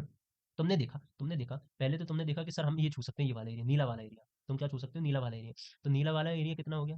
नीला वाला एरिया कितना हो गया? ये नीला वाला हो गया कर्व्ड सरफेस ऑफ सिलेंडर, तो सीएसए ऑफ सिलेंडर, सिलेंडर का, बेलन का कर्व्ड सरफेस एरिया तुमने देखा, ये छू सकते हैं। प्लस इसके अलावा क्या छू सकते हो? तुमने बोला इसके अलावा हम छू सकते हैं ये वाला एरिया, ये नीचे वाला एरिया, ये नीचे वाला एरिया है ना, ये पूरा सर्कल, तो नीचे वाला एरिया मतलब वृत्त, मतलब वृत्त का क्षेत्रफल। तो तुमने बोला जो नीचे बॉटम है इसका सर्कल, तो मतलब area of circle, area of, area of bottom circle, जो बॉटम में सर्कल है, नीचे जो सर्कल है उसका एरिया जोड़ सकते हो। इसके अलावा तुमने देखा तुम क्या छू सकते हो? तो तुमने देखा सर इसके अलावा क्या हमें ये वाली एरिया नहीं बचा, ये एरिया, इसको भी तो छू पाएंगे, ये इतना तो निकल गया है ना, ये खाली जो बचा है ये तो छू सकते हैं ना ये। तो ये क्या हो गया, ये क्या हो गया, हरा वाला, हरा वाला क्या हो गया, हरा वाला क्या हो गया, पूरे कोन का कप्ड सरफेस एरिया, मतलब ये वाला एरिया, ये वाला एरिया। मैंने बोला था ना कप्ड सरफेस एरिया क्या होता है, अगल बगल का एरिया। अगर मैं इसमें ये नीचे वाला एरिया भी जोड़ दूं तो बन जाता, तो क्या बन जाता, टोटल सरफेस एरिया। पर हम तो इतना वाला छू सकते हैं, तो तुमने बोला सर हाँ इतना और छू सकते हैं, मतलब कप्ड सरफेस एरिया ऑफ कौन और छू सकते हो। तो क्या तुमको ये फॉर्मूले याद नहीं है? क्या तुमको ये फॉर्मूले याद नहीं है? सिलेंडर का सीएसए क्या होता है, 2 पाई आर एच। बॉटम एरिया का सर्कल क्या हो गया, पाई आर स्क्वायर। और कोन का कब्जे सरफेस एरिया क्या होता है, पाई आर एल। क्या तुमको ये वैल्यू दी नहीं गई? रेडियस तुमको दी गई है, डायमीटर का आधा, 1.4 का आधा, मतलब 0.7 सेंटीमीटर दिया है। हाइट तुमको दी गई है, 2.4 सेंटीमीटर दिया गया है। रेडियस दे दी, हाइट दे दी, तुम्हें एल और पता करना है। तो तुम एल कैसे निकालते हो? किसी भी कोन में, ये कोन बना है मैंने, ये कौन, इसमें एल क्या होता है, ये वाली लाइन, ये वाली लाइन तुम्हारी एल होती है। तुम एल कैसे निकालते हो? एल कैसे निकालते हो? तुमने बोला अगर मैं यहाँ से ये हाइट ड्रॉ करूँ, तो एल निकालता हूँ मैं, ये आर और ये एच, तो एल क्या हो जाता है, पाइथागोरस थ्योरम से एल की वैल्यू क्या हो जाती है, under root r square plus h square. तो यहाँ से आर और एच की वैल्यू लिखोगे तो एल भी निकल आएगा, इन तीनों की वैल्यू यहाँ निकाल दोगे। अब क्या है, सवाल कठिन था नहीं था, लेकिन कैलकुलेटिंग था, टाइम टेकिंग था, कैलकुलेशन बहुत ज्यादा लगेगी, इसीलिए ये सवाल मैंने करा है स्टैंडर्ड वालों के लिए। देख लेना कैसे करते हैं। सर्फेस एरिया में याद रखना जितनी चीजें तुम छू सकते हो वो चीजें यहाँ पर करना है। ये फिगर मैंने बना के तुमको दे दिया, इसको देख लेना कि टोटल सरफेस एरिया कैसे निकालते हैं, जितनी भी चीजें छू सकते हो उतने का। आगे अगला क्वेश्चन क्या बोला है, चेक वेदर 6 की power n can and with digit 0। कि जांच कीजिए कोई प्राकृत संख्या है वो 6 की पावर n वो 0 पे समाप्त हो सकती है कि नहीं। तुमने कहा कर लेते हैं, कर लो। 6 की पावर n है, क्या ये कभी 0 पे समाप्त हो सकती है? तुमने बोला पहले n की वैल्यू 1 रखते हैं, n की वैल्यू 1 रखने पर क्या आया, 6। n की वैल्यू 2 रखने पे क्या आया, 36। n की वैल्यू 3 रखने पे क्या आया, 216। ऐसे तुमने देखा एंड की वैल्यू तो हमेशा 6 पे 6 ही आ रही है। तो एंड की वैल्यू जीरो नहीं आ सकती। तो तुमने बोल दिया नहीं, इसकी कभी जीरो एंड में नहीं आ सकता, एंड में जीरो नहीं आ सकता। दूसरी तुम ऐसे सोच सकते हैं कि जीरो कब आता है, जीरो कब आता है जब 2 और 5 का प्रोडक्ट होता है, 2 और 5 का प्रोडक्ट कभी भी देखना तुम, जीरो एंड में कब आता है, जब जैसे मैं बोलूँ 20, तो 20 कब आया होगा, 20 में हमेशा 2 और 5 तो रहा ही होगा, 2 और 5 तो रहा ही होगा, तभी तो 20 बना होगा। जैसे 2 पंजे 10, फिर एक दो एक्स्ट्रा मिल गया। जैसे मैं बोलूँ 40, तो इस 40 में इसकी एंड डिजिट जीरो है, तो इसमें भी 2 और 5 तो रहा ही होगा, 2 पंजे 10, इसके बाद 4 एक्स्ट्रा मिल गया। लेकिन अगर मैं 6 को देखूं, तो अगर मुझे एंड में जीरो चाहिए तो क्या चाहिए होगा, 2 बार 5 चाहिए होगा। पर 6 किसका प्रोडक्ट होता है, 2 गुणा 3 का, तो इसका मतलब इसके एंड में तो कभी जीरो आ ही नहीं सकता, इनके कभी प्रोडक्ट में जीरो आ नहीं सकता। इस तरीके से भी तुम बोल सकते थे। अगला क्वेश्चन देखें, अगला क्वेश्चन देखें। सॉरी, जुकाम था थोड़ा। फिर भी तुम्हारे लिए रात में 2 बज रहे हैं, अभी मैं रिकॉर्ड कर रहा हूँ। ठीक है, कल तुमको सुबह ही वीडियो मिलेगी, अभी मैं इसको एडिट भी करूंगा, तब तुमको सुबह ही वीडियो मिलेगी। फिर भी तुम लोग बोलते हो कि sir Hindi medium, English medium, ये वो। यार इतना अच्छा कंटेंट दे रहा हूँ, तुम सच बना रहा, कोई दे रहा है तुमको यूट्यूब पे? हाँ, चलो फ्री में वो भी। चलो अगला देखते हैं। The altitude of right angle is 7 centimetre. Altitude क्या होता है, हाइट होती है। अल्टीट्यूड का मतलब क्या होता है, हाइट। हाइट को हिंदी में क्या बोलते हैं भाई, ऊंचाई, ऊंचाई। अल्टीट्यूड मतलब हाइट। अब ये बोल रहा है किसी भी right angle triangle, right angle triangle क्या होता है, समबाहु त्रिभुज, समकोण त्रिभुज, समबाहु नहीं, समकोण त्रिभुज। अब एक समकोण त्रिभुज है, ये समकोण त्रिभुज बना लिया। तुम लोग मुझे हिंदी सिखा के ही मानोगे, क्यों? क्यों वीरेन, तुम मुझे हिंदी सिखा के ही मानोगे? हिंदी मीडियम वाले जितने भी बच्चे हैं, एक बार कमेंट में बता देना। और तुम लोग एक काम करना यार, आज जैसे तुम्हारा मैथ का पेपर हो जाए, अगर अच्छा जाए, अगर अच्छा जाए, तो कमेंट में मुझे ये बता देना तुम लोग किस जगह से हो, है ना, तुम लोग किस जगह से हो। मैं जरूर जानना चाहता हूँ तुम लोग किसके मतलब अपने डिस्ट्रिक्ट का नाम लिख देना, एमपी के ही होगे तुम लोग ऑब्वियसली, तो किसके डिस्ट्रिक्ट से, मैं जानना चाहता हूँ कहाँ कहाँ से मैं बच्चों को पढ़ा रहा हूँ, मतलब बस ऐसे ही जानना चाहता हूँ। तो एक बार जब फ्री हो जाओ, मतलब जब मैथ का पेपर दे लो आराम से, जब तुम्हें लगे फ्री हो तब बता देना, ठीक है, जरूरी नहीं अभी करो, पर मैंने बता दिया, याद रखना है ना। तो आप बोल रहे एक संभावित त्रिभुज, मैंने नाम दे दिया इसको एबीसी। इस समबाहु त्रिभुज में 90 डिग्री का कोण है, ठीक है, ये तो तुमको समझ ही आ गया, समबाहु नहीं, समकोण त्रिभुज, समकोण।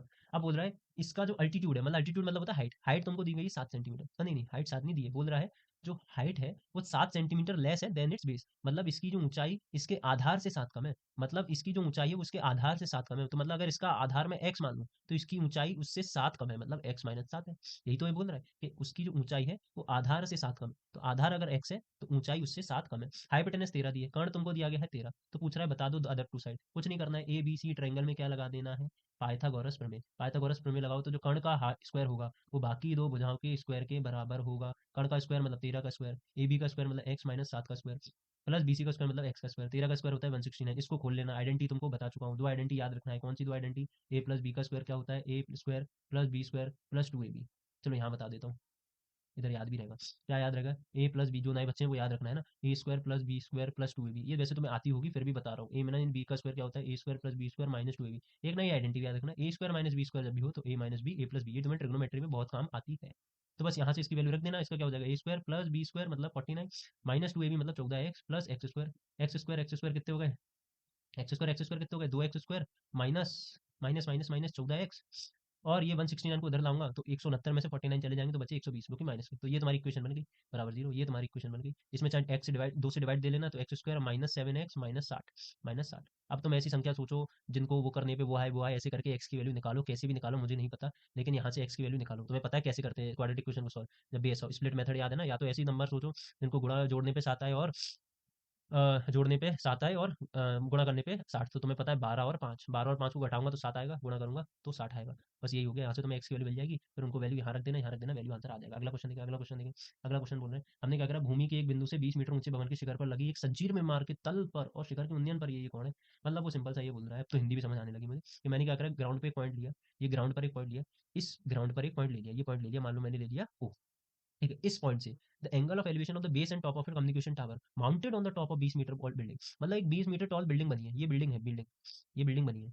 ये कितनी मीटर टॉल है, ये तुमने बोला सर ये कितनी मीटर टॉल है, ये 20 मीटर टॉल है, ये बिल्डिंग 20 मीटर टॉल है, ठीक है। अच्छा क्वेश्चन है ना, स्टैंडर्ड वालों के लिए भी हो सकता है, ये आ सकता है पेपर में, स्टैंडर्ड वालों के लिए इस तरीके के क्वेश्चन गारंटेड मिलेंगे तुमको, देख लेना इस कॉन्सेप्ट में। तो वो बोल रहा है इस 20 मीटर टॉल बिल्डिंग के ऊपर मैंने क्या बनाया, एक कम्युनिकेशन टावर बनाया, एक ये टावर बनाया, ये क्या है, कम्युनिकेशन टावर बनाया। अब इस टावर के टॉप से, इस टावर के टॉप से और बॉटम से जो एंगल ऑफ एलिवेशन बन रहा है, ये टॉप से बना और ये बॉटम से बना। तो जो टॉप से एंगल ऑफ एलिवेशन बन रहा है वो कितने का बन रहा है, टॉप से एंगल ऑफ एलिवेशन कितना मिल रहा है, 60 डिग्री का। तो ये एंगल ऑफ एलिवेशन कितने का बनना है, कितने का बनना है, नीली पेन का है।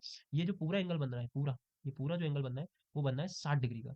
और बोल रहा है जो बेस से बन रहा है छोटा एंगल बनना है वो 45 डिग्री का बन रहा है। बस ये पूछा है। तो अब पूछ रहा है बताओ हाइट ऑफ टावर, ये सवाल में पूछा है इस टावर की हाइट बता दो। क्या ये सवाल अच्छा नहीं है, तुम खुद बताओ।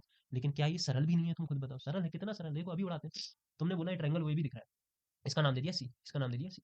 अब तुमने बोला तुम्हें क्या चाहिए, height of the tower. Height of the tower तुम्हें कब मिलेगी, तो सबसे पहले तो तुम छोटे ट्रायंगल, जब भी ऐसा क्वेश्चन आया करे तो पहले छोटे ट्रायंगल में देखा करो। मैं मान लेता हूँ ये ओबी है ना, ये जो बेस ग्राउंड से दूरी है ये एक्स मान लेता हूँ, मैं मान लेता हूँ इस ग्राउंड से दूरी एक्स मान लेता हूँ। अब मैं इस ट्रायंगल में देखता हूँ छोटे ट्रायंगल में, ये 45 के सामने वाली लाइन क्या हो जाएगी, 45 के सामने वाली लाइन मेरी क्या हो जाएगी, परपेंडिकुलर हो जाएगी, लंब हो जाएगी। तो मैं क्या किसी भी तरीके से आधार निकाल सकता हूँ, ये आधार निकाल सकता हूँ, तुमने बोला निकाल सकता हूँ, मुझे पता है लंब और आधार में रिलेशन कौन दिखाता है, 10। तो 10 45 की वैल्यू क्या हो जाएगी, परपेंडिकुलर अपॉन बेस। मतलब अगर मैं इस ट्रायंगल में देखूँ, किस ट्रायंगल में, ट्रायंगल ओ सी बी में, ट्रायंगल ओ सी बी में, इस ट्रायंगल में देखो छोटे वाले ट्रायंगल में, तो 10 45 की वैल्यू क्या हो जाएगी, परपेंडिकुलर, परपेंडिकुलर मतलब बीसी अपन आधार मतलब ओबी। 10 45 की वैल्यू सबको पता है 1 होती है, तो 1 बराबर बीसी आ गया 20, ओबी आ गया, ओबी की जगह एक्स, तो यहाँ से तुम्हें क्रॉस मल्टीप्लाई करा तो एक्स की वैल्यू मिल गई 20 मीटर। तो यहाँ से तो तुम्हें ये पता पड़ गया जो हमारा बेस है ना, ये बेस, ये भी 20 मीटर है सर, ये भी 20 मीटर है। अब तुम जाओ बड़े वाले ट्रायंगल में, बड़ा वाला ट्रायंगल कौन सा होगा, बड़ा वाला ट्रायंगल ये वाला, पूरा बड़ा triangle O A B, O A B, इस बड़े वाले ट्रायंगल में गए तो तुम चले गए, चले जाओ सर, लो ले जाए, बड़े वाले ट्रायंगल में है। अब बड़े वाले ट्रायंगल में तुमने देखा तुम्हें तो बड़ी चाहिए, तो फिर से परपेंडिकुलर और बेस में रिलेशन चाहिए, लंब और आधार में, फिर से तुमने लगा दिया 10, तो 10 60 की वैल्यू क्या हो जाएगी, परपेंडिकुलर ए बी, ये पूरा परपेंडिकुलर ए बी, बेस कितना हो गया ओबी। 10 60 की वैल्यू अभी बताई थी √3, ए बी कितना है, तुमने बोला ये 20 है ये एच है, तो ये पूरी कितनी हो जाएगी 20 प्लस एच, पूरी कितनी हो जाएगी 20 प्लस एच, तो तुमने बोला ओ बी है 20 प्लस एच, ओ बी कितना है, ओ बी 20 है, क्रॉस मल्टीप्लाई कर लो, क्रॉस मल्टीप्लाई कर लो, तो एच प्लस 20 की वैल्यू आ जाएगी, एच प्लस 20 की वैल्यू आ जाएगी 20 √3, तो एच की वैल्यू कितनी आ जाएगी 20 √3 माइनस 20, तो एच की वैल्यू कितनी आ जाएगी 20 कॉमन ले लिया, √3 माइनस 1। अब तुम्हें पता है √3 की वैल्यू कितनी होती है, अप्रॉक्स 1.732, उसमें से एक घटा दूंगा तो एच की वैल्यू कितनी आ जाएगी 20 गुणा 0.732, ये आ गया तुम्हारा आंसर, मल्टीप्लाई कर लेना आंसर आ जाएगा, ये तुम्हारी एच है। तुमसे क्या पूछा, हाइट ऑफ द टावर, तुमसे क्या पूछा, height of the tower, tower की तो हाइट पूछी थी, ये एच है। अगर वो पूछ लेता find the height of the tower plus communication tower, ये टावर की भी पूछ लेता और साथ ही साथ एक किससे पूछ लेता, ये क्या था तुम्हारा, बिल्डिंग, तो बिल्डिंग और इसकी मिला के पूछ लेता, तो टावर की हाइट में हम 20 और जोड़ देते, ये बिल्डिंग वाली हाइट और जोड़ देते, ये भी पूछ सकता था, बस लैंग्वेज पे ध्यान दो जो पूछ रहा है। अगला क्वेश्चन देखो, एक बॉक्स में 90 डिस्क है, हिंदी में बता रहा हूँ, एक बॉक्स में 90 डिस्क है, नंबर क्या डाला 1 से 90, यदि हमने एक डिस्क निकाली तो बता प्रोबेबिलिटी बताओ कि वो एक परफेक्ट स्क्वायर नंबर आ जाए, एक पूर्ण वर्ग संख्या आ जाए। अब तुमको पता है, समझो एक बॉक्स है, प्रोबेबिलिटी का क्वेश्चन है, प्रायिकता का क्वेश्चन, 90 डली है, बोल है नंबर डला 1 2 3 4, तो क्या प्रोबेबिलिटी है कि वो परफेक्ट स्क्वायर नंबर आ जाए, तो तुम सोचो पहले तो 1 से 90 तक कितने परफेक्ट स्क्वायर नंबर हो सकते हैं, perfect square number between 1 to 90, 1 to 90, तो 1 to 90 कितने परफेक्ट स्क्वायर नंबर हो सकते हैं, तो तुमने बोला सर एक से शुरू करते, एक का स्क्वायर एक नहीं हो सकता, दो का स्क्वायर हो सकता है 4, तो तुमने बोला हो सकता है, इसका मतलब परफेक्ट स्क्वायर नंबर क्या हो सकता है, 4 हो सकता है, फिर 3 का स्क्वायर 9 हो सकता है, फिर 4 का स्क्वायर 16 हो सकता है, फिर 5 का स्क्वायर 25, 6 का स्क्वायर 36, 7 का स्क्वायर 49, 8 का स्क्वायर 64, 9 का स्क्वायर 81, 10 का स्क्वायर 100, ना ना ना 10 का स्क्वायर 100 नहीं, 100 नहीं होगा, क्योंकि हमें तो कितने चाहिए, हमें तो 90 तक चाहिए, तो यही होंगे, यही होंगे जितने होंगे, यही होंगे 90 तक। तो ये कितने हुए, 1 2 3 4 5 6 7 8, 8, तो तुम्हारे 8 तो आ गए फेवरेबल आउटकम्स, मतलब जो आ सकते हैं, जो आ सकते हैं। टोटल कितने थे आउटकम, टोटल बॉल कितनी थी 90, टोटल बॉल कितनी थी 90, तो प्रोबेबिलिटी क्या कहता है, प्रोबेबिलिटी कहता है टोटल आउटकम जितने हो सकते हैं, ओ सॉरी, प्रोबेबिलिटी क्या कहता है, फेवरेबल आउटकम जितने आ सकते हैं आउट ऑफ टोटल जितने हो सकते हैं, तो आ कितने सकते हैं 8, आउट ऑफ टोटल 90, काट लो, 4 से कट जाएंगे क्या, 4 से तो नहीं कटेंगे, 2 से कट जाएंगे, 2 चौके 2 45, यही तुम्हारा 4/45 प्रोबेबिलिटी हो जाएगी। अगर पूछता है find the probability of not a perfect square number, कि एक पूर्ण वर्ग संख्या ना है, तो ये नहीं पूर्ण वर्ग संख्या निकालने लग जाओ, तुम क्या निकाल दो, 1 माइनस प्रोबेबिलिटी ऑफ पूर्ण वर्ग संख्या, 1 में से माइनस कर दो, तो पहले तुम पूर्ण वर्ग निकाल दोगे और फिर उसमें से 1 को माइनस कर दोगे, जिससे तुम्हें प्रोबेबिलिटी पता पड़ जाएगी जो स्क्वायर नंबर नहीं होंगी। ये नहीं कोई बच्चा ऐसे करेगा सर 1 नहीं है, 2 नहीं है, 3 नहीं है, 4 तो है, तो 4 को छोड़ो, ऐसे गिनोगे तो गिनते ही रह जाओगे, समझ पा रहे हो। अगला क्वेश्चन क्या करा मैंने, 12 डिफेक्टिव पेन्स थी एक्सीडेंटली मिली हुई 132, मतलब 132 गुड वन थी, उनमें हमने क्या करा 12 डिफेक्टिव पेन्स भी मिल गई, किसी कारण 12 खराब पेन 132 अच्छे पेनों में मिल गए, मतलब 132 पेन तो थे कैसे अच्छे, उस 132 अच्छे पेनों में 12 खराब पेन भी मिल गए, 12 खराब पेन भी मिल गए, समझ रहे हो क्वेश्चन क्या कह रहा है, किसी कारण 12 खराब पेन 132 अच्छे पेनों में मिल गए, तो अब टोटल पेन कितनी होगी 144, पहले 132 तो अच्छी पेन थी, ये अच्छी थी, इसमें 12 खराब पेन और मिल गई। अब देखकर तो मैं नहीं बता सकता कौन सी पेन खराब है, अब इसमें से मैंने एक पेन निकाला, तो निकाले गए पेन की अच्छा होने की प्रायिकता क्या है, तो तुम्हें पता है निकाले गए पेन की अच्छा होने की जो प्रायिकता है, अच्छी होने की, वो क्या होगी, अच्छा होने की प्रायिकता कितनी है 12, 12 क्यों, पेन अच्छी होने की प्रायिकता क्या है, अच्छी पेन कितनी है 132, अच्छी पेन कितनी है 132, आउट ऑफ टोटल कितनी पेन है, टोटल तो 144 है, तो ये प्रायिकता हो जाएगी अच्छी होने की। पूछता प्रोबेबिलिटी क्या है, गंदी पेन आने की, तो गंदी पेन आने की प्रोबेबिलिटी, गंदी पेन कितनी है 12, आउट ऑफ टोटल 144, तो ये हो जाता गंदी आने की, समझ पा रहे हो, ऐसे कर सकते थे। अगला क्वेश्चन देखो, हाँ अगला क्या बोल रहा है भाई, थक गया, अब 3 बज गए धीरे धीरे रात के। 5 कोटे की बराबर, अच्छा 15 कोटे, 15 कोटे की वैल्यू 8 है, सवाल में दिया गया है, ट्रिग्नोमेट्री का सवाल है, बेहतरीन सवाल है, अच्छा सवाल है, बेसिक सा सवाल है यार, बहुत आसान है। 15 कॉटे 8 है तो बताओ साइन और कोसाइन। तुम्हें पता है 15 कॉटे 8 है तो कॉटे निकाल लोगे, कॉटे कितना आ जाएगा 8/15। अब तुम्हें पता है कॉटे क्या होता है, बेस अपॉन परपेंडिकुलर। तुम्हें बेस पता है, परपेंडिकुलर पता है, तो तुम क्या यहाँ से हाइपोटेनस नहीं निकाल सकते? हाइपोटेनस क्या होता है? हाइपोटेनस क्या होता है? बेस का स्क्वायर प्लस परपेंडिकुलर का स्क्वायर, बेस का स्क्वायर प्लस परपेंडिकुलर का स्क्वायर, क्योंकि ये राइट एंगल ट्रायंगल में ही तो चलती है ना। तो यहाँ से तुमने 15 का स्क्वायर निकाला 225, 8 का स्क्वायर 64, तो ये कितना आ गया 26289, तो ये तो हो गया हाइपोटेनस का स्क्वायर, तो ये हो गया 17 का स्क्वायर, तो हाइपोटेनस आ गई 17। तो मैं हाइपोटेनस पता है, बेस पता है, परपेंडिकुलर पता है, अब साइन ही निकाल लो। साइन ही क्या होता है? Perpendicular of hypotenuse. परपेंडिकुलर कितना है 15, हाइपोटेनस कितना है 17, 15/17 आंसर हो गया। फिर क्या पूछा? सेक निकाल लो। सेक क्या होता है? 1/cos ए। ऐसे सोचो, या फिर ऐसे नहीं सोचना तो तुम्हें सेक वैसे ही पता है। कैसे पता है? पाकिस्तान भूखा प्यासा, हिंदुस्तान हरा भरा। Sine cos tan cosec sec। Sec क्या होता है? Hypotenuse upon base, hypotenuse upon base. Hypotenuse 17 है, बेस 8 है, 8/17/8। आसान है। अगला दे रहे, अगला करें। फाइंड द पॉइंट ऑफ बाइस एक्स। एक्स अक्ष पर वो बिंदु बताओ जो इक्विडिस्टेंट है फ्रॉम पॉइंट ए। अब तुमको पता है एक्स अक्ष पर कोई अगर पॉइंट होगा, कोई भी पॉइंट अगर एक्स अक्ष पर होगा तो उधर वाई क्या हो जाता है? जीरो। तो एक्स को हमने मान लिया एक्स, तो एक्स अक्ष पर यही पॉइंट होगा, तो हमने मान लिया जो एक्स एक्सिस पर पॉइंट है वो एक्स कॉमा जीरो है, इसका नाम दे दिया पी। अब ये जो पॉइंट है ना, ये इस पॉइंट से, इस वाले पॉइंट से और इस पॉइंट से बराबर दूरी पर है, तो ये ए मान लिया तो बी मान लिया, तो मतलब जो डिस्टेंस पी से ए की होगी वही डिस्टेंस पी से बी की होगी। बस यही तुम्हें लगाना है डिस्टेंस फॉर्मूला। डिस्टेंस फॉर्मूला क्या होता है? √x2 - x1 का स्क्वायर प्लस y2 - y1 का स्क्वायर। पहले क्या करोगे? पहले क्या करोगे? पी ए निकालोगे। पी ए मतलब पी से ए की दूरी, पी से ए की दूरी। तो जब पी से ए की दूरी निकालोगे, पी से ए की दूरी निकालोगे तो x1 ये हो जाएगा, x2 ये हो जाएगा, y1 ये हो जाएगा, y2 ये हो जाएगा। फिर जब p से b की दूरी निकालोगे, तो p से b की दूरी निकालो, b की, तो b की दूरी निकालो तो x1 ये हो जाएगा, x2 -2 हो जाएगा, y1 0 हो जाएगा, y2 9 हो जाएगा। ऐसे करके इस फॉर्मूले में पुट करोगे, इक्वेशन बनेगी, एक्स वाई का मान आएगा, एक्स की मान आएगा, इसमें रख दोगे, सॉल्व हो जाएगा। खत्म करें, अगला क्वेश्चन देखें। अगला क्वेश्चन देखते हैं। अगला क्वेश्चन बोल रहा है, ये आगे तुम्हारे ट्रायंगल वाले चैप्टर में, तो यहाँ से तुम्हें याद होना चाहिए बीपीटी, बेसिक प्रोपोर्शनलिटी थ्योरम। इसको हिंदी में क्या बोलते हैं? बेसिक प्रोपोर्शनलिटी थ्योरम को हिंदी में क्या बोलते हैं? मूल समानुपात प्रमेय। मूल समानुपात प्रमेय। कैसे याद करके लाए मुझसे पूछो, ये पूरे टेंशन मुझे यही रही पढ़ाते समय, बस यही याद आ जाए बीपीटी क्या होता है। हिंदी में कमेंट कर देंगे, हिंदी हिंदी। तो मूल समानुपात प्रमेय। अरे रिन्यू भाई, ये क्या हो रहा है? नो कर दो इसको। हाँ, चल रहा है ना? क्या नहीं चल रहा है? चल रहा है क्या? चल रहा है, चल रहा है, चल रहा है, काम बन जाएगा। तो मूल समानुपात प्रमेय। अब ये मूल समानुपात प्रमेय क्या कहती है, तो इसको हम प्रूव कर लेना। यहाँ मैंने प्रूफ दे दिया, इस प्रूफ को, इसी को हम क्या बोलते हैं इंग्लिश में या हिंदी में? थेल्स प्रमेय बोलते हैं, थेल्स थ्योरम। अब ये प्रूव करने को तुम्हारे में आती है, तो प्रूव करने को मैंने इधर दे दी, हिंदी मीडियम वाले देख लें। ये क्या कहती है? कुछ नहीं कहती, बहुत आसान है। ये कहती है यदि कोई त्रिभुज है, यदि कोई त्रिभुज है ए बी सी, इस त्रिभुज के मैंने दो मिड पॉइंट ले लिए, इस ए बी के और बी सी को, इनको जोड़ दिया, इनका नाम दिया डी। ये मिड पॉइंट लिए या फिर ये जोड़ दिए, और वो इस प्रकार से लिए, ये इस प्रकार से डी लिए कि जो डी होगा ये बीसी के पैरेलल होगा, ये डी होगा बीसी के पैरेलल होगा, ये डी बीसी के पैरेलल होगा। तो इसमें वो ये कहता है कि इसका मतलब फिर ये हुआ कि जो रेशो ए से डी का होगा वही रेशो डी से बी का होगा, या फिर ये कह सकता हूँ जो रेशो ए से ई का होगा वही रेशो ई से सी का होगा, मतलब जो रेशो ए डी से डी बी का होगा वही रेशो ए ई से ई सी का होगा। अब इसका उल्टा भी प्रूव करने को आ जाता है। उल्टा कैसे प्रूव करने को आएगा? उल्टा ऐसे आएगा, ट्रायंगल दिया है, ट्रायंगल में बोलेगा एक दो पॉइंट है, मैंने एक लाइन खींच दी। अब वो बोलेगा लाइन खींच दी कि जो इनका रेशो है और इनका रेशो वो बराबर है, इनका रेशो बराबर है, तो प्रूफ करो ये दोनों लाइन पैरेलल है। पहले क्या कर रहा है? समानांतर देके रेशो प्रूव करा रहा है, दूसरे में रेशो देके समानांतर प्रूव कराएगा, तो वो दोनों देख लेना, इंपॉर्टेंट क्वेश्चन है ये, कर लेना। पर इसके एप्लीकेशन पे ज्यादा क्वेश्चन आते हैं, जैसे ये वाला, ये वाला, तो ये हम करते हैं ये वाला। बोल क्या रहा है? डी पैरेलल टू बीसी, तो ये जो डी ही है ना, ये बीसी के पैरेलल है, ये पैरेलल का साइन होता है, समानांतर है। एडी हमें 2 दी गई है, डीबी हमें 3 दी गई है, एई हमें 5 दी गई है, हमें ईसी निकालना है, तो ईसी एक्स मान लो। अब तुम्हें पता है बाय थेल्स थ्योरम, सीधे लिख दो बाय थेल्स थ्योरम, थेल्स प्रमेय के द्वारा, थेल्स प्रमेय के द्वारा हमें पता है थेल्स थ्योरम क्या कहती है कि अगर डीई पैरेलल टू बीसी होगा तो फिर जो रेशो एडी से डीबी का होगा वही रेशो एई से ईसी का होगा। ये चीज समझ आ गई? ये चीज समझ आ गई, जो रेशो एडी से डीबी का होगा वही रेशो एई से ईसी का होगा। बस वैल्यू पुट कर दो, वैल्यू पुट कर दो। एडी कितना है 2, डीबी कितना है 3, एई कितना है 5, ये पता नहीं, तो एक्स, 2x की वैल्यू आ गई 15, एक्स की वैल्यू आ गई 15/2, मतलब 7.5। तो मतलब ये जो वैल्यू थी, ये जो वैल्यू थी, ये एक्स कितनी आ गई? 7.5 सेंटीमीटर। आंसर खत्म भी हो गया, खत्म। इसको तुम ऐसे भी देख सकते हैं कि 2 से 3 कितना गुना है? इंटू 1.5। 2 का 1.5 गुना 3 है, तो 5 का भी जो 1.5 गुना होगा वही आंसर होगा, मतलब 7.5। ये तुम लॉजिकली सोच सकते थे। अगला क्वेश्चन देखें। Length of shadow of a vertical pole of length 6 metre, on the ground is 4 metre, जबकि सेम टाइम पर जो length of shadow of tower is 28 metre. मतलब वो बोल रहा है कि लंबाई 6 मीटर वाले एक ऊर्ध्वाधर स्तंभ की भूमि पर छाया गई। तुम हिंदी मीडियम वाले पढ़ लेना रुक के, है ना, हिंदी मीडियम वाले पढ़ लेना रुक के, मैं तुम्हें समझा तो दे ही दिया हूँ। बोल रहा है कि एक वर्टिकल पोल है, इस पोल की जो लेंथ है, इसकी जो पोल है, ये पोल की, ये एक वर्टिकल पोल है, ये क्या है? एक पोल है। तो इस पोल की जो छाया बनी, छाया का बनी, ये छाया बनी, तो ये जो छाया है ना, इस पोल की जो छाया है ना, वो 6 मीटर है ऑन द ग्राउंड।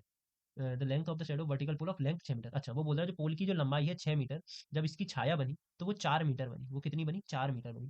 और सेम टाइम पर जब एक टावर लिया जो 28 मीटर का है, टावर लिया 28 मीटर का, अब क्या लिया? टावर। जो टावर लिया 28 मीटर का, ये टावर, तो इस टावर की जो परछाई बनी, इस टावर की भी तो परछाई बनेगी, इस टावर की जो परछाई बनी वो क्या बनी? Whereas the same time, क्या पूछ रहा है भाई?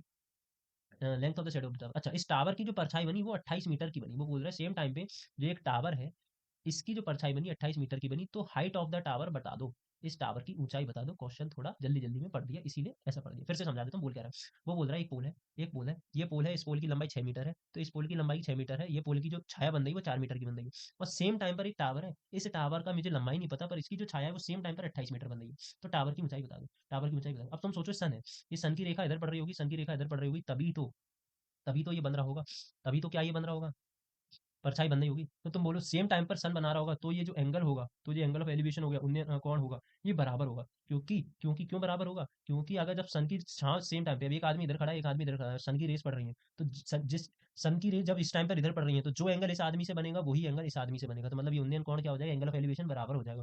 तो अगर ये एंगल ऑफ एलिवेशन बराबर हो जाएगा, तो तुम कुछ समझ जाओ, अगर ये 4 है, ये 6 है, तो यहाँ से टेन थीटा की वैल्यू निकाल लोगे, यहाँ से टेन थीटा की वैल्यू निकाल लोगे, फिर वो टेन थीटा की वैल्यू यहाँ रख के यहाँ निकाल लोगे। तुम समझ पा रहे हो मैं क्या बोल रहा हूँ? या फिर तुम लॉजिकली भी सोच सकते हो, तुम लॉजिकली भी सोच सकते हो, लॉजिकली भी क्या, कि 4 का 1.5 गुना 6 है, 4 का 1.5 गुना 6, तो ये जो आंसर आएगा वो 28 का 1.5 गुना आएगा। 28 का 1.5 गुना कितना आता है, 42। तो ये जो एच होगा ये 42 होगा। और अगर तुम्हें स्टेप मार्किंग से करना है तो कैसे करोगे, स्टेप करके करोगे, तो तुम यहाँ से एक परपेंडिकुलर पॉइंट बेस से टेन थीटा निकालोगे, उस टेन थीटा की वैल्यू फिर तुम यहाँ रखोगे, उस थीटा की वैल्यू निकाल के यहाँ रखोगे, तब आंसर आ जाएगा। ठीक है, समझ गए, रिलेशन ऐसे ही निकलेगा और कोई तरीका नहीं है। अगला क्वेश्चन। हाँ, अगला क्वेश्चन है, ट्रायंगल पी क्यू आर में भुजाओं पी क्यू और पी आर पर ट्रायंगल पी क्यू आर बनाया। रेड पेन से नहीं बनाना, फिर दिखता नहीं है तुम लोगों को। एक ट्रायंगल बनाया पी क्यू आर, बना लिया ट्रायंगल पी क्यू आर। अब बोल रहा है पी क्यू और पी आर पे हमने दो बिंदु लिए ई और एफ, ये ई ले लिया, ये एफ ले लिया, ये दो बिंदु ले लिए। और ई एफ, अब बोल रहा है कि पी ई 4 है, तो पी ई 4 है, हमने ले लिया पी 4 है। क्यू ई 4.5 है, क्यू ई 4.5 है। पी एफ 8 है, पी एफ 8 है। आर एफ 9 है, आर एफ 9 है। तो प्रूव करो क्या ई एफ क्यू आर के पैरेलल होगा, ये प्रूव करना है। तुम्हें पता है अगर ये पैरेलल होगा तो इनका रेशो बराबर होना चाहिए, मतलब जो रेशो पीई से ई क्यू का होना चाहिए वही रेशो पी एफ से एफ आर का होना चाहिए। तो चेक कर लेते हैं, अगर पीई से ई क्यू का रेशो ये बराबर होगा पी एफ से एफ आर का रेशो, देख लेते, चेक कर लेते हैं। ये हो गया 4/4.5, ये हो गया 8/9, तो इसका पॉइंट हटाते तो बन जाएगा 40/45, ये बराबर है 8/9 के। काट के देख लेते हैं, 8/9 तो 8/9, 5 से काटा तो बिल्कुल सही है। तो अगर ये रेशो बराबर है तो इसका मतलब जो ई एफ है वो पैरेलल होगा क्यू आर के। यस, बिल्कुल होगा, बिल्कुल आंसर सही, बाय थेल्स थ्योरम। कौन सी थ्योरम, वही थेल्स थ्योरम, लिख लेना, प्रमेय थेल्स प्रमेय से हमने करा है। अगला क्वेश्चन है, इसकी वैल्यू बताओ। इसकी वैल्यू तुम्हें टेबल याद होनी चाहिए, टेबल तुमको याद दिलाई थी, 0, 1/2, 1/√2, √3/2, 1। ये किसका है, 0, 30, 45, 60, 90। इसके अलावा बाकी टेबल तुम अपने आप बना लोगे, जिसको याद नहीं है वो इस टेबल को याद करे और इस टेबल को याद कर ले, और फिर इस क्वेश्चन का आंसर मुझे कमेंट में दे दे, कमेंट में इस क्वेश्चन का आंसर मुझे दे दे। अगला क्वेश्चन देखते हैं। ठीक है, अगला क्वेश्चन है, बड़ा पसंदीदा क्वेश्चन है, बहुत आसान क्वेश्चन है, ये स्टैंडर्ड वालों में भी आ सकता है, बेसिक वालों में भी आ सकता है। ठीक है, और ये आने के चांसेस भी हैं। बोल रहा है एक घोड़ा है, एक घोड़ा को मैंने बांधा, एक 15 मीटर का एक पूरा क्या है, स्क्वायर शेप्ड फील्ड है, तो बना लिया स्क्वायर शेप्ड फील्ड। ये तुमने स्क्वायर शेप्ड फील्ड बना लिया, और इसकी पूरे ये कितनी है, 15 है, तो ये 15 है तो सब कुछ 15 होगा, ये भी 15 होगा, तुमको पता है स्क्वायर शेप्ड फील्ड है। अब क्या करा, इसके मैंने एक शीर्ष पर, एक वर्टिसेस पे घोड़ा बांध दिया, तो मैंने घोड़ा बांध दिया, ये मैंने यहाँ पे घोड़ा बांध दिया, ये कील ठोक के यहाँ घोड़ा बांध दिया। और घोड़े को जिस रस्सी से बांधा वो रस्सी कितने मीटर की, 5 मीटर की। तो तुमने बोला ये 5 मीटर की एक रस्सी है, इस रस्सी से घोड़ा बांध दिया। अब ये मत बोलना कि घोड़ा इंसान की तरह दिख रहा है, यार इंसान भी तो घोड़ा है ना, वो भी भागता रहता है, हम भी इंसान किसी चीज के पीछे भागते रहते हैं कि नहीं, कभी लड़की के पीछे, कभी प्यार के पीछे, पैसे के पीछे। अभी तुम पढ़ाई के पीछे भाग रहे हो, जैसे तुम्हारे पेपर खत्म हो जाए फिर तुम किसके पीछे भागोगे, समझ रहे हो ना, समझ रहे हो ना तो ये घोड़ा है, इंसान की तरह दिख रहा है मान लो। अब इसको हमने 5 मीटर रस्सी से बांधा, ये 5 मीटर रस्सी से बांधा, तो पूछ रहा है अब ये जो घोड़ा कितनी रस्सी खा पाएगा, कितना एरिया खा पाएगा, सर इतना यहाँ इतना यहाँ, इतने ही तो एरिया खा पाएगा। तो ये घोड़ा जितना क्षेत्र खा रहा है वो क्षेत्र बताओ, area of the part that horse can graze, वो फील्ड का बताओ, मतलब घोड़ा उस भाग का कितना क्षेत्रफल खा जाएगा। तो तुम अगर ध्यान से देखो तो क्या ये वाला फिगर जो तुमको दिख रहा है, ये वाला फिगर जो तुमको ये दिख रहा है, क्या ये तुमको क्वाड्रेंट ऑफ सर्कल नहीं लग रहा है, क्वाड्रेंट ऑफ सर्कल, सर्कल का चतुर्थांश, और सर्कल का चतुर्थांश जिसकी रेडियस कितनी है, 5 दी गई, जिसकी रेडियस 5 दी गई, तो ये उतना ही तो एरिया खा पाएगा जितना इसका क्वाड्रेंट ऑफ सर्कल होगा। तो तुम कितना एरिया निकाल लोगे, जो इसका एरिया का हो जाएगा पूरे सर्कल के एरिया का 1/4, चौथाई, क्योंकि ये क्वाड्रेंट है और जिसमें रेडियस कितनी दी गई है, 5। तो बस रेडियस 22/7, 5 का स्क्वायर 25/1/4, इसको सॉल्व कर लो, आंसर आ जाएगा, ये इतना ही एरिया खा पाएगा आउट ऑफ टोटल। क्वेश्चन में अगर आ जाता है, क्वेश्चन को अगर एक लेवल अप करना होता तो क्वेश्चन क्या आता, इस क्वेश्चन को एक लेवल अप करता तो पूछता बताओ घोड़े के अलावा बचा हुआ एरिया। क्वेश्चन का लेवल आता तो पूछता बता घोड़े ने जो चर, घोड़ा कितना एरिया चर नहीं पाया, या फिर ऐसा एरिया बताओ, ऐसा चित्र बताओ जो घोड़ा जो चढ़ रहा है उसके अलावा। तो तुम क्या करते, तुम कुछ नहीं करते, तुम करते area of circle, sorry area of square, वर्ग के क्षेत्रफल में से माइनस कर देते एरिया ऑफ हॉर्स ग्रेज वाला एरिया, हॉर्स ग्रेज वाला एरिया। एरिया ऑफ स्क्वायर क्या होता है, साइड का स्क्वायर, मतलब 15 का स्क्वायर माइनस ये वाला एरिया, माइनस ये वाला एरिया, तो तुम्हारा एरिया ये वाला आ जाता है, रेड वाला एरिया आ जाता है, रेड वाला। समझ गए, जो चर नहीं सकते, बस यही एडवांस बन जाएगा, ये स्टैंडर्ड में आ जाएगा। क्वेश्चन थोड़ी बदल जाएंगे सर, एनसीईआरटी से कराओ वहां से कराओ, क्वेश्चन यही आएंगे, एक स्टेप बढ़ जाएगा बस। ठीक है, अगला क्वेश्चन। 52 पास का पत्ता है, मैंने एक पत्ता निकाला, तो बताओ इक्का होने की संभावना क्या है? इक्का होने की तुम्हें पता है इक्का कितने होते हैं? इक्का कितने होते हैं तुम्हें पता है? इक्का होते हैं 4 इक्के होते हैं। तो इक्का होने की संभावना कितनी होगी सर? 4 इक्के आ सकते हैं आउट ऑफ टोटल 52। तो इक्का होने की, एस होने की संभावना क्या हो जाएगी? 4/52, मतलब 1/13। खत्म। पूछा इक्का ना हो, इक्का ना हो तो अगले टास्क नहीं करना हो, तुम बोलो इक्का ना हो, तो इक्का ना हो नॉट एस, इक्का ना होने की संभावना क्या हो जाएगी? 1 माइनस इक्का होने की संभावना, क्योंकि तुमको पता है किसी चीज की प्रोबेबिलिटी होने की प्लस ना होने की दोनों बराबर कितना होता है? 1। प्रोबेबिलिटी की वैल्यू हमेशा याद रखना, 0 से तो बड़ी होती है और 1 से छोटी होती है, 0 और 1 के बीच में होती है, इक्वल भी हो सकती है। ठीक है, अगर कोई चीज इम्पॉसिबल है तो 0, श्योर है तो 1, या फिर उसके बीच में। तो 1 माइनस पी एस, मतलब 1 माइनस एस होने की प्रोबेबिलिटी 1/13, तो आ जाएगा 12/13। आसान है। अगला करें। अगला बोल रहा है, क्वेश्चन अच्छे अच्छे लाए हूँ, छांट छांट के देख लो। तो फ्रॉम में तभी टाइम लगा वीडियो बनाने में। From a point on the ground the angle of elevation of the bottom and top of a transmission tower fixed at the top of 20 metre high building are 45 and 60। वो बोल रहा है हिंदी वाले पढ़ लेना तुम, डायग्राम में तुम्हें समझा रहा हूँ। उसने बोला 20 मीटर हाई बिल्डिंग बनाई मैंने, ये मैंने 20 मीटर हाई बिल्डिंग बनाई, ये मैंने 20 मीटर हाई बिल्डिंग बनाई। इस बिल्डिंग के the angle of elevation top bottom and top trans, इस बिल्डिंग के ऊपर एक टावर फिक्स है, इस बिल्डिंग के ऊपर एक टावर फिक्स है, इस बिल्डिंग के ऊपर एक टावर फिक्स है। अब बोल रहा है इस टावर के बॉटम से, इस टावर के बॉटम से और टॉप से जो एंगल बना, इस टावर के बॉटम से और टॉप से जो एंगल बना, वो कितना बना? 45 और 60, 45 और 60। तो बताओ हाइट ऑफ टावर क्या? ये क्वेश्चन मैंने पीछे नहीं करा दिया, पीछे नहीं करा दिया, चलो जाके पीछे देख लेना, वरना कमेंट में इसका आंसर कर देना। अगला अगला अगला बहुत वेरी वेरी इंपॉर्टेंट, या फिर बोल सकता हूँ बहुत अच्छा क्वेश्चन है, बहुत अच्छा क्वेश्चन है। अगला क्वेश्चन देखते हैं। बोलता है एक मेडिसिन कैप्सूल है, एक मेडिसिन कैप्सूल है, वो सिलेंडर के शेप में है। अब इसके दो हेमीस्फीयर मैंने स्टक कर दिया एक एक एंड पे, मतलब समझ गए? खत्म खत्म। बना लो जैसा बोला, एक कैप्सूल एक बेलन के आकार में, तो एक बेलन बना लो तुम। ये एक तुमने बेलन बना लिया, ये एक तुमने बेलन बना लिया। इस बेलन के तुमने क्या करा, इसको हटा के थोड़ा साफ बना ले, नहीं तुम्हें अच्छा लगना चाहिए। ये बेलन बना लिया, ठीक है। अब क्या करा तुमने, इस बेलन के दोनों सिरे पर एक एक अर्धगोला लगा दिया, तो एक अर्धगोला यहाँ लगा दिया, एक अर्धगोला यहाँ लगा दिया, ये तुम्हारा बन गया पूरा कैप्सूल। बन गया कैप्सूल, ये तुम्हारा कैप्सूल बन गया। अब इस इंटायर कैप्सूल की लेंथ, मतलब यहाँ से लेके जो यहाँ तक की पूरी लेंथ है वो कितनी है? 14 mm है। यहाँ से लेके पूरी यहाँ तक, कहाँ से लेके? यहाँ से लेके यहाँ तक, ये पूरी हाइट है 14 mm। और डायमीटर कैप्सूल का 5 mm है, कैप्सूल का जो डायमीटर है, ये पूरा डायमीटर, ये कितना है? 5 mm है। तो पूछ रहा है फाइंड द सरफेस एरिया, तो सरफेस एरिया निकालना है। अब सरफेस एरिया तुम्हें पता है क्या होता है? सरफेस एरिया क्या होता है तुम्हें पता है? सरफेस एरिया जो हम छू सकते हैं, तो तुम्हें सरफेस एरिया यहाँ से देखा सर, एक तो मैं ये चीज दिखी, ये नीली नीली, ये नीली नीली, नीली नीली चीज छू सकते हैं। ये नीली नीली चीज क्या है? ये नीली नीली चीज है कप्ड सरफेस एरिया ऑफ सिलेंडर, बेलन का क्षेत्रफल है, जो बचा आधा वाला क्षेत्रफल, क्योंकि हम टॉप और बॉटम का तो छू नहीं सकते ना, इसको तो ऊपर कैप्सूल ने कवर कर लिया ये वाली चीज ने। फिर तुमने क्या देखा? तुमने देखा सर, तुमने देखा ये जो पीली चीज हम छू सकते हैं, ये पीली चीज छू सकते हैं, ये क्या है? एक हेमीस्फीयर, ये क्या है? एक अर्धगोला है। तो ये आधा अर्धगोला ये, और आधा अर्धगोला ये, आधा अर्धगोला ये, आधा अर्धगोला, तो मतलब एक पूरे अर्धगोले का एरिया, पूरे अर्धगोला मतलब आधा अर्धगोला ये मिल गया, आधा अर्धगोला ये मिल गया, तो पूरा एक स्फीयर बन गया, पूरे स्फीयर का एरिया, पूरे स्फीयर का क्षेत्रफल। तो एक पूरे स्फीयर का क्षेत्रफल ये हो गया, एक पूरे स्फीयर का क्षेत्रफल ये हो गया, और एक सिलेंडर का ये हो गया। तो ये दोनों निकालना है। तो अगर मैं पूछूं area of surface area of पूरे फिगर का, पूरे फिगर का सरफेस एरिया क्या हो जाएगा? तो सिलेंडर का curved surface area plus area of sphere, एक पूरे गोले का एरिया, यही तो बचेगा। अब तुम्हें सिलेंडर का सरफेस एरिया, सर्फेस सरफेस क्या होता है? 2πr h। और स्फीयर का एरिया क्या होता है? स्फीयर का एरिया क्या होता है? 4πr², याद है ना? 4πr²। अब यहाँ पे तुम्हें इसकी रेडियस पता है, इसकी रेडियस तुम्हें पता है, ये 5 है, तो इसकी रेडियस कितनी हो जाएगी? रेडियस हो जाएगी 5 का आधा, मतलब 2.5 mm। तो रेडियस तुम्हें यहाँ कितनी पता है? 5 का आधा, 2.5 mm पता है, ठीक है। यहाँ तुम्हें 2 पता है, पाई पता है, आर पता है, रेडियस, रेडियस अगेन 2.5 mm हो जाएगी। अरे पीछे पीछे कहाँ कहाँ, हाँ रेडियस अगेन क्या हो जाएगी? यहाँ भी रेडियस अगेन कितनी हो जाएगी? 2.5 mm हो जाएगी। पर ये हाइट पता है, तो तुम्हें हाइट निकालनी पड़ेगी सिलेंडर की। अब सिलेंडर की हाइट कोई मुझे बता सकता है क्या? अगर तुम ध्यान से देखो सिलेंडर की हाइट कितनी होगी, तो तुम्हें सिलेंडर की हाइट तो ये होगी ना, ये वाली सिलेंडर की हाइट होगी। तो ये पूरी 14 दी गई है, तो तुम बताओ ये कितनी होगी? तो तुम्हें पता है इसकी रेडियस कितनी है, इसका डायमीटर 5 है, तो रेडियस मतलब यहाँ से लेके यहाँ तक की दूरी कितनी है? यहाँ से लेके यहाँ तक की डायमीटर कितना है? 2.5। मतलब यहाँ से लेके पूरी डायमीटर अगर 5 है, तो त्रिज्या कितनी है? 2.5। त्रिज्या 2.5 यहाँ की, और 2.5 त्रिज्या यहाँ की, तो ये 2.5 और 2.5 5। तो अगर मैं इस 14 में से 5 माइनस कर दूं, मतलब 9, तो 9 क्या आ जाएगी? सिलेंडर की हाइट। तो यहाँ पे हाइट हो जाएगी 9। वैल्यू पुट कर दो, आंसर ले लो। कितना आसान क्वेश्चन था, तुम्हें समझ आ गया होगा। ये मैंने कैप्सूल बनाया था, बड़ा सुंदर सा, खाना नहीं है किसी को, ठीक है। Find the number of zeros, कितना आसान सवाल, बिल्कुल बेसिक सवाल, बिल्कुल बेसिक सवाल। नंबर ऑफ जीरोस, अगर एक्स के लिए पूछे तो एक्स एक्सिस पर देखना है, वाई के लिए पूछे तो वाई एक्सिस पर, कुछ के लिए नहीं पूछा तो तुम एक्स मान के चलो। तो नंबर ऑफ जीरोस कैसे बताते थे? जितनी बार ये पॉइंट एक्स एक्सिस को टच करे, एक बार, दो बार, तीन बार, तो यहाँ 3 जीरो हो जाएंगे। अगर वाई एक्सिस के लिए पूछता तो एक ही बार टच करा, इसने दिया नहीं तो तुम कुछ ही का भी बता सकते थे। अगला question, find the sum of zero of polynomial. ये एक पॉलिनोमियल दिया x² - 3, इसके जीरो का सम बताना है, इसके जीरोस का सम बताना है। तो तुमने मान लिया इसके जीरो अल्फा और बीटा, पॉलिनोमियल स्टैंडर्ड फॉर्म क्या होता है? a x² + bx + c, ये होता है। यहाँ तुम कंपेयर करोगे तो तुम्हें दिख ही नहीं रहा है, तो तुमने मान लिया 1, तो a की वैल्यू होगी 1, b की जगह कुछ है नहीं, मतलब x का कोफिशिएंट है कोई, यहाँ x का कोई कोफिशिएंट है नहीं है, तो b की वैल्यू 0, c की वैल्यू -3। तो सम ऑफ कोफिशिएंट क्या होता है? सम ऑफ जीरोस क्या होता है? सम ऑफ जीरोस क्या होता है? -b/a, -b/a, जीरो है नहीं तो -0, a की वैल्यू है 1, ये हो गया पूरा 0। तो सम ऑफ जीरोस कितना हो गया? इतना। कितना आसान बेसिक सवाल था। अगला क्वेश्चन, अगला क्वेश्चन देखते हैं। अगला क्वेश्चन बोलता है ये ट्रायंगल एबीसी है, इसमें ये डी पैरेलल टू बीसी दिया है, डी और बीसी समांतर है, ये 1.5 है, ये 3 है, ये 1 है। तो बताओ ईसी बताना है, ये ईसी बताना है। तो तुमने देखा ये 1.5 का दुगना है 3, तो ये भी 1 का दुगना हो जाएगा, मतलब 2, खत्म, ईसी 2 हो गया। ये तो तुमने लॉजिक से कर लिया। वैसे स्टेप मार्किंग से कैसे करोगे? तो तुम्हें पता है बाय थेल्स प्रमेय, जो एडी से डीबी का रेशो होगा वही एई से ईसी का रेशो होगा। वैल्यू पुट करने ना आंसर आ जाएगा। ओटी में आता तो तुम क्या इतना थोड़ी समय लगाते, बाय थेल्स प्रमेय बाय थेल्स में। लॉजिक से सोच लेते, 1.5 का दुगना 3 है, तो यहाँ भी 1 की दुगना 2 होगा, तो ईसी कितना होगा, 2 सेंटीमीटर, खत्म, खेल। शुरू भी नहीं करा, खत्म कर दिया। अगला क्वेश्चन अच्छा क्वेश्चन है।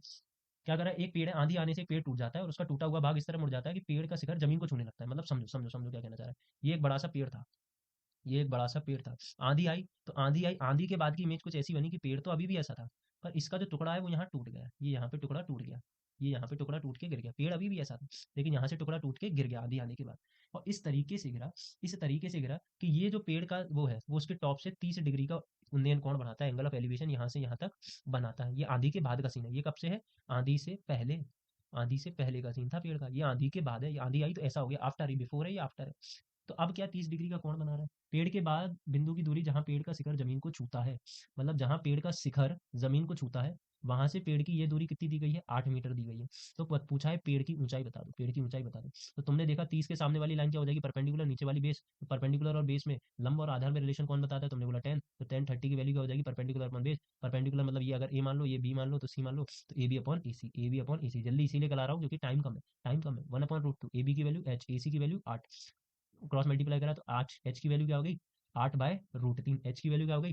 8/√3। √3 से रैशनलाइज कर लिया, √3 से रैशनलाइज कर लिया, तो ऊपर आ गया 8√3/3। यही तुम्हारा पेड़ की ऊंचाई हो गई, खत्म, आंसर। कितना सरल था। अगला देखो, find the area of sector of circle जिसकी रेडियस 6 है, एंगल ऑफ सेक्टर 60 है, मतलब 6 मीटर त्रिज्या वाले वृत्त के त्रिज्यखंड का क्षेत्रफल ज्ञात कीजिए। क्या ये क्वेश्चन मैं कराऊं? क्या ये क्वेश्चन का आंसर तुम आप कमेंट में नहीं दे सकते? क्या ऐसे क्वेश्चन मैं बार बार नहीं करा सका हूँ? सीधे याद रखो, एरिया ऑफ सेक्टर का फॉर्मूला, एरिया ऑफ सेक्टर क्षेत्र का याद रखो, पूरे सर्कल के एरिया का θ/360, वैल्यू पुट कर दो, आंसर आ जाएगा। अगला क्वेश्चन देखते हैं, अगला क्वेश्चन देखते हैं। एक कॉर्ड है, एक सर्कल की जीवा है जिसकी रेडियस 10 सेंटीमीटर है, सर्कल की जीवा जिसकी रेडियस 10 सेंटीमीटर है, ये राइट एंगल बना रही है सेंटर पर। तो area of the corresponding minor segment, minor segment, segment याद है ना? सर्कल ऐसा होता था, एक कॉर्ड होती थी, छोटा वाला एरिया माइनर सेगमेंट, बड़ा वाला मेजर सेगमेंट। वो बोल रहा है एक सर्कल है, इसकी एक कॉर्ड डाली, इस कॉर्ड से रेडियस तुमको दी गई है 10 सेंटीमीटर, तो ये भी 10 होगा, ये भी 10 होगा, तुमको पता है, ये भी 10 होगा, ये भी 10 होगा। अब ये कॉर्ड क्या कर रहा है? यहाँ पे 90 डिग्री का एंगल बना रहा है, ये कॉर्ड क्या कर रहा है? यहाँ पे 90 डिग्री का एंगल बना रहा है। तो area of the corresponding minor segment, तुमको क्या बताना है? माइनर सेगमेंट मतलब ये एरिया बताना है, ये वाला एरिया। क्या ऐसा क्वेश्चन अभी हमने पीछे नहीं करा था? उसमें शायद हमने क्या पूछा था? कॉर्ड की लंबाई या कुछ भी पूछा था। तुमको यहाँ क्या बताना है? Area of corresponding minor segment. तो इस सेगमेंट का एरिया कैसे निकालोगे? इस सेगमेंट का एरिया कैसे निकालोगे? Area of minor segment. तो तुमको पता है इस सेगमेंट का एरिया निकालोगे, area of sector, area of sector, पहले मैं इसको नाम दे देता हूँ, ओ ए बी, है ना? तो एरिया ऑफ सेक्टर, और ये सी भी ले लेता हूँ, तो ओ ए बी सी, इस sector O A B C का एरिया निकालना है। इसमें से माइनस कर दूंगा एरिया ऑफ ट्रायंगल, इसमें से माइनस कर दूंगा area of triangle O A B.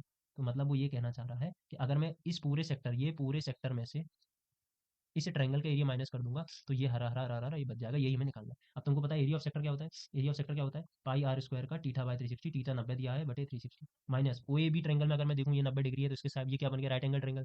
तो ये क्या बन जाएगा? ये तुम्हारा बेस बन जाएगा। ये क्या बन जाएगा? परपेंडिकुलर बन जाएगा, इसके सामने वाली हाइपोटेनस बन जाएगी। तो एरिया ट्रायंगल क्या होता है? 1/2 बेस इंटू हाइट, मतलब लंब, और लंब बोल रहा हूँ, लंब इंटू आधार। बस तुमको बेस पता है, हाइट पता है, आर की वैल्यू पता है, सॉल्व कर लो, आंसर आ जाएगा। कितना आसान है। अगला बढ़े, अगला बढ़े।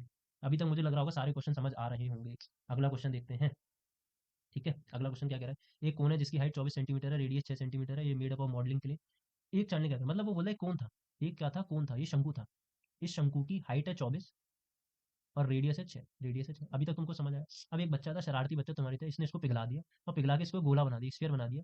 तो बताओ, अब जो बनी हुई गोली अर्ध गोला बना है, इसकी रेडियस बताओ, इसकी रेडियस बताओ। तो जब भी तुम्हें ऐसी कोई चीज़ है जिसमें पिघला दिया जाए या फिर क्या कर दिया जाए, इसको उसने ट्रांसफॉर्म कर दिया, एक स्फीयर से दूसरे चीज़ में कन्वर्ट कर दिया, एक फॉर्म से दूसरे फॉर्म में, तो याद रखना हमेशा इनके वॉल्यूम क्या होंगे? वॉल्यूम क्या होंगे? बराबर होंगे, हमेशा वॉल्यूम बराबर होंगे। मतलब पहले जो फिगर था, मतलब वॉल्यूम ऑफ कोन, शंकु का जो आयतन होगा, वो जो बाद में फिगर बना होगा वॉल्यूम ऑफ स्फीयर, उसके बराबर होगा। अब तुमको पता है वॉल्यूम ऑफ कोन क्या होता है? Pi R, R plus, sorry, volume of cone क्या होता है? 1/3 पाई आर स्क्वायर एच, और वॉल्यूम ऑफ स्फीयर क्या होता है? 4/3 पाई आर क्यूब। पता है ना तुमको? अब अगर यहाँ में देखूँ तो रेडियस मुझे कितनी दी गई? 6 दी गई, हाइट कितनी दी गई? 24 दी गई। तो यहाँ से मैं इधर रख दूंगा, इधर रख दूंगा, तो 1/3 into pi into r square h, r square h मतलब 6 स्क्वायर इंटू एच 24, बराबर 4/3 इंटू पाई, अर्धगोले की रेडियस नहीं पता तो ये आर क्यूब। तो ये आर ही तो तुम्हें निकालना है, पाई की वैल्यू मत रखना, पाई से पाई कट जाएगा, सॉल्व कर लेना, यहाँ से आर की वैल्यू आ जाएगी, वही तुम्हारे गोले का स्फीयर हो जाएगी। अगला क्वेश्चन देखते हैं, अगला क्वेश्चन क्या बोल रहा है? फाइंड, ये कुछ टेबल दी गई, find the mean, find the mean by suitable method. अब मैंने तुमको मीन के 3 मेथड बताए थे, एक बताया था डायरेक्ट मेथड जिसका फॉर्मूला था sigma x F upon sigma F. फिर तुमको बताया था अज्यूम्ड मीन मेथड, कल्पित माध्य मेथड, जिसका फॉर्मूला था A plus sigma F U upon sigma F. और फिर बताया था स्टेप डेविएशन मेथड, जिसको हम विचलक विधि कुछ बोलते थे, जिसका था ए प्लस सिग्मा, अच्छा अज्यूम्ड मीन मेथड का क्या था, A plus sigma F D upon sigma F, और इसका था A plus sigma F U upon sigma F. यहाँ डी क्या होता था, यहाँ डी होता था एक्स माइनस ए, यहाँ यू क्या होता था, यू माइनस होता था एक्स माइनस ए अपॉन एच। अब तुमसे इस सवाल में पूछा है कि बता दो सुटेबल मेथड से, तो तुम्हें तो सबसे आसान मेथड क्या लगना चाहिए, डायरेक्ट मेथड। डायरेक्ट मेथड तुमको पता है ये लास्ट इंटरवल है, ये एफ है, तो यहाँ से एक्स बार निकालो। एक्स बार कैसे निकालोगे, इन दोनों को जोड़ के, इन दोनों को जोड़ के, इन दोनों को जोड़ के। लेकिन लेकिन अगर तुम ध्यान से देखो, यहाँ देखो तो तुम डिफरेंस देखो। जब भी तुम्हें ऐसा क्वेश्चन दिखे, पहले तो जब भी मीन निकालने को आए तो तुम इस क्लास इंटरवल में डिफरेंस देखा करो। 20 से 60 का डिफरेंस 40, 60 से 100 का डिफरेंस 40, बस 100 से 150 का डिफरेंस। यहाँ डिफरेंस 40 था, यहाँ डिफरेंस 40 था, यहाँ तो 50 हो गया, फिर यहाँ 50 हो गया। तो जब भी डिफरेंस अलग अलग हो, जब भी डिफरेंस अलग अलग हो, तो फिर तुम एक ही निकाल सकते हो। एक ही तरीका होता है जिसको बोलते हैं स्टेप डेविएशन मेथड, उसी से तुम निकाल सकते हो मीन। फिर तुम डायरेक्ट मेथड वगैरह का यूज करोगे तो मीन का आंसर सही नहीं आएगा, गलत आएगा। तो फिर तुम्हें जब भी ऐसे डिफरेंस दिख जाए क्लास इंटरवल में अलग अलग, तो तुम हमेशा स्टेप डेविएशन का यूज करोगे, जिसका फॉर्मूला ये रहा, A plus sigma F U sigma F one. ये जहाँ यू क्या होता है, एक्स माइनस अपन एच। तो तुम क्या करोगे, सबसे पहले एक्स निकालोगे। एक्स कैसे निकालते हैं, इनका एवरेज 20 प्लस 60 अपॉन 2, तो मतलब 80/2 40, 60 प्लस 100 अपॉन 2 मतलब 80। फिर ऐसे ही इनका डिफरेंस 100 प्लस 150 125, ऐसे कर करके निकाल लोगे, एक्स आ जाएगा। फिर यू निकाल लोगे, यू कैसे निकालोगे, एक्स माइनस ए अपॉन एच। इनमें से एक ए मान लोगे, मान लो ये ए मान लिया। फिर इस ए में जो तुम्हारा एच है, एच को तुम क्या ले लोगे, जो भी तुम्हें एक लेना है, 40 और 50 लेना है, तुम्हें 40-50 में से चाहे 40-50 में से कोई एक ले लो। तुम्हें यहाँ मोस्ट प्रोबेबली 50 दिख रहा है तो 50 ले लो, या फिर इनका एवरेज भी ले सकते हो, वैसे करके निकालोगे। अगला क्वेश्चन देखते हैं। एक अम्ब्रेला, इसकी 8 रिप्स है।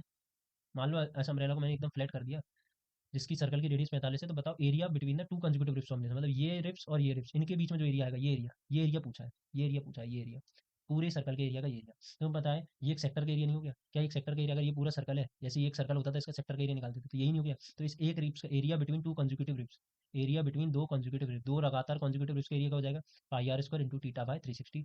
तुमको पता है पाई तुम्हें दिया गया है, आर स्क्वायर तुमको दिया गया है। आर कितना दिया गया है, आर कितना है, रेडियस 45 है, तो 45 का स्क्वायर। अब तुमको टीटा निकालना है, टीटा निकालना है 360 का। टीटा कैसे निकालोगे, तुमको पता है ट्राइन, अगर ये एक पूरा ये होता तो ये पूरा एंगल कितने का होता है, 360 का। अब इसको 8 बराबर टुकड़ों में बांट दिया, 1 2 3 4 5 6 7 8, 8 बराबर टुकड़ों में। तो 360 कितने बराबर टुकड़ों में बताए, 8 बराबर टुकड़ों में। मुझे कितने निकला, एक टुकड़ा, तो एक टुकड़ा क्या हो जाएगा, 360/8 कितना हो जाएगा, 8 चौके 32 8 45। तो एक टुकड़े की वैल्यू कितनी हो जाएगी, 45 डिग्री। तो ये जो एक एंगल बना रहा है, एक एंगल वो कितने का बना रहा है, 45 डिग्री का। खत्म, वैल्यू पता पड़ गई तुमको, रख दो, फटाफट आंसर आ जाएगा। ये क्वेश्चन आने के चांसेस ज्यादा है। अगला क्वेश्चन, प्रोबेबिलिटी ई की इतनी है तो प्रोबेबिलिटी नॉट ई की तुमको पता है क्या, तुमको ये चीज़ मैंने बता के नहीं रखी है कि प्रोबेबिलिटी होने की संभावना और ना होने की, नॉट की संभावना हमेशा 1 होती है। तो होने की संभावना 0.06 दे रखी है, तो ना होने की संभावना 1, 1 में से माइनस कर देना 0.06। अब तुम माइनस तो करना जानते ही होगे, मान लो इधर 1.00, तो 0.06 माइनस कर लो, 10 में से 6 गए 4, 9 में से 0 गए 9, तो 0.94 तुम्हारा क्या हो जाएगा, आंसर हो जाएगा। प्रोबेबिलिटी नॉट ई। खत्म हो गया आपका lecture. Thank you so much for watching till and. जो लोग नए हैं प्लीज सब्सक्राइब द चैनल, आप चैनल को सब्सक्राइब करो, फॉलो करो। आपको अगले नए साइंस हिंदी उनके भी ऐसे मोस्ट इंपॉर्टेंट क्वेश्चन मिल जाएंगे। इन मोस्ट इंपॉर्टेंट क्वेश्चन से गारंटेड आपको 80 से 85% पेपर इन्हीं कॉन्सेप्ट्स में मिल जाएगा, चाहे वो बेसिक का हो चाहे स्टैंडर्ड का हो। और नहीं विश्वास है तो 24 फरवरी को बाद मिल लेना। इंग्लिश में भी बच्चे ऐसे ही बोल रहे थे, इंग्लिश में भी आपको सवाल मिले वैसे ही, संस्कृत में जो बताया वैसे मिले। मैं ये नहीं बोल रहा हूँ मैं जो बता रहा हूँ वो मिलेगा, मैं बोल रहा हूँ वो जो कॉन्सेप्ट्स पे सवाल गारंटेड मिल जाएंगे। और अगर कोई टीचर बोल रहा है कि सुबह 4 बजे वाली क्लास में आओ, मैं आपको मोस्ट इंपॉर्टेंट क्वेश्चन दूंगा जो पेपर में आएगा, तो उसको बिलीव मत करो। वो तुमको बस पागल बनाने वाले हो, तुम लोग बन भी जाते हो डर के मामले में। साल भर पढ़ते नहीं हो, क्योंकि वो क्वेश्चन आज तक तुम्हें पेपर में मिले जो अब मिले, फिर तुम पेपर लीकर कमेंट करते रहते हो। क्या पेपर, एक क्वेश्चन आना 80 में से एक क्वेश्चन आना, 23 में से एक क्वेश्चन आना पेपर लीकर होता है, कुछ सोचो बेटा। उससे ज्यादा तो तुम खुद ही बता देते हो, एक नॉर्मल बच्चे से भी पूछना जो 10वीं में पढ़ रहा है, वही बता देगा उतने क्वेश्चन तो। चलो फिर अभी के लिए एंड करते हैं। All the best for your exam, बाकी मिलते हैं फिर, ठीक है, बाय बाय।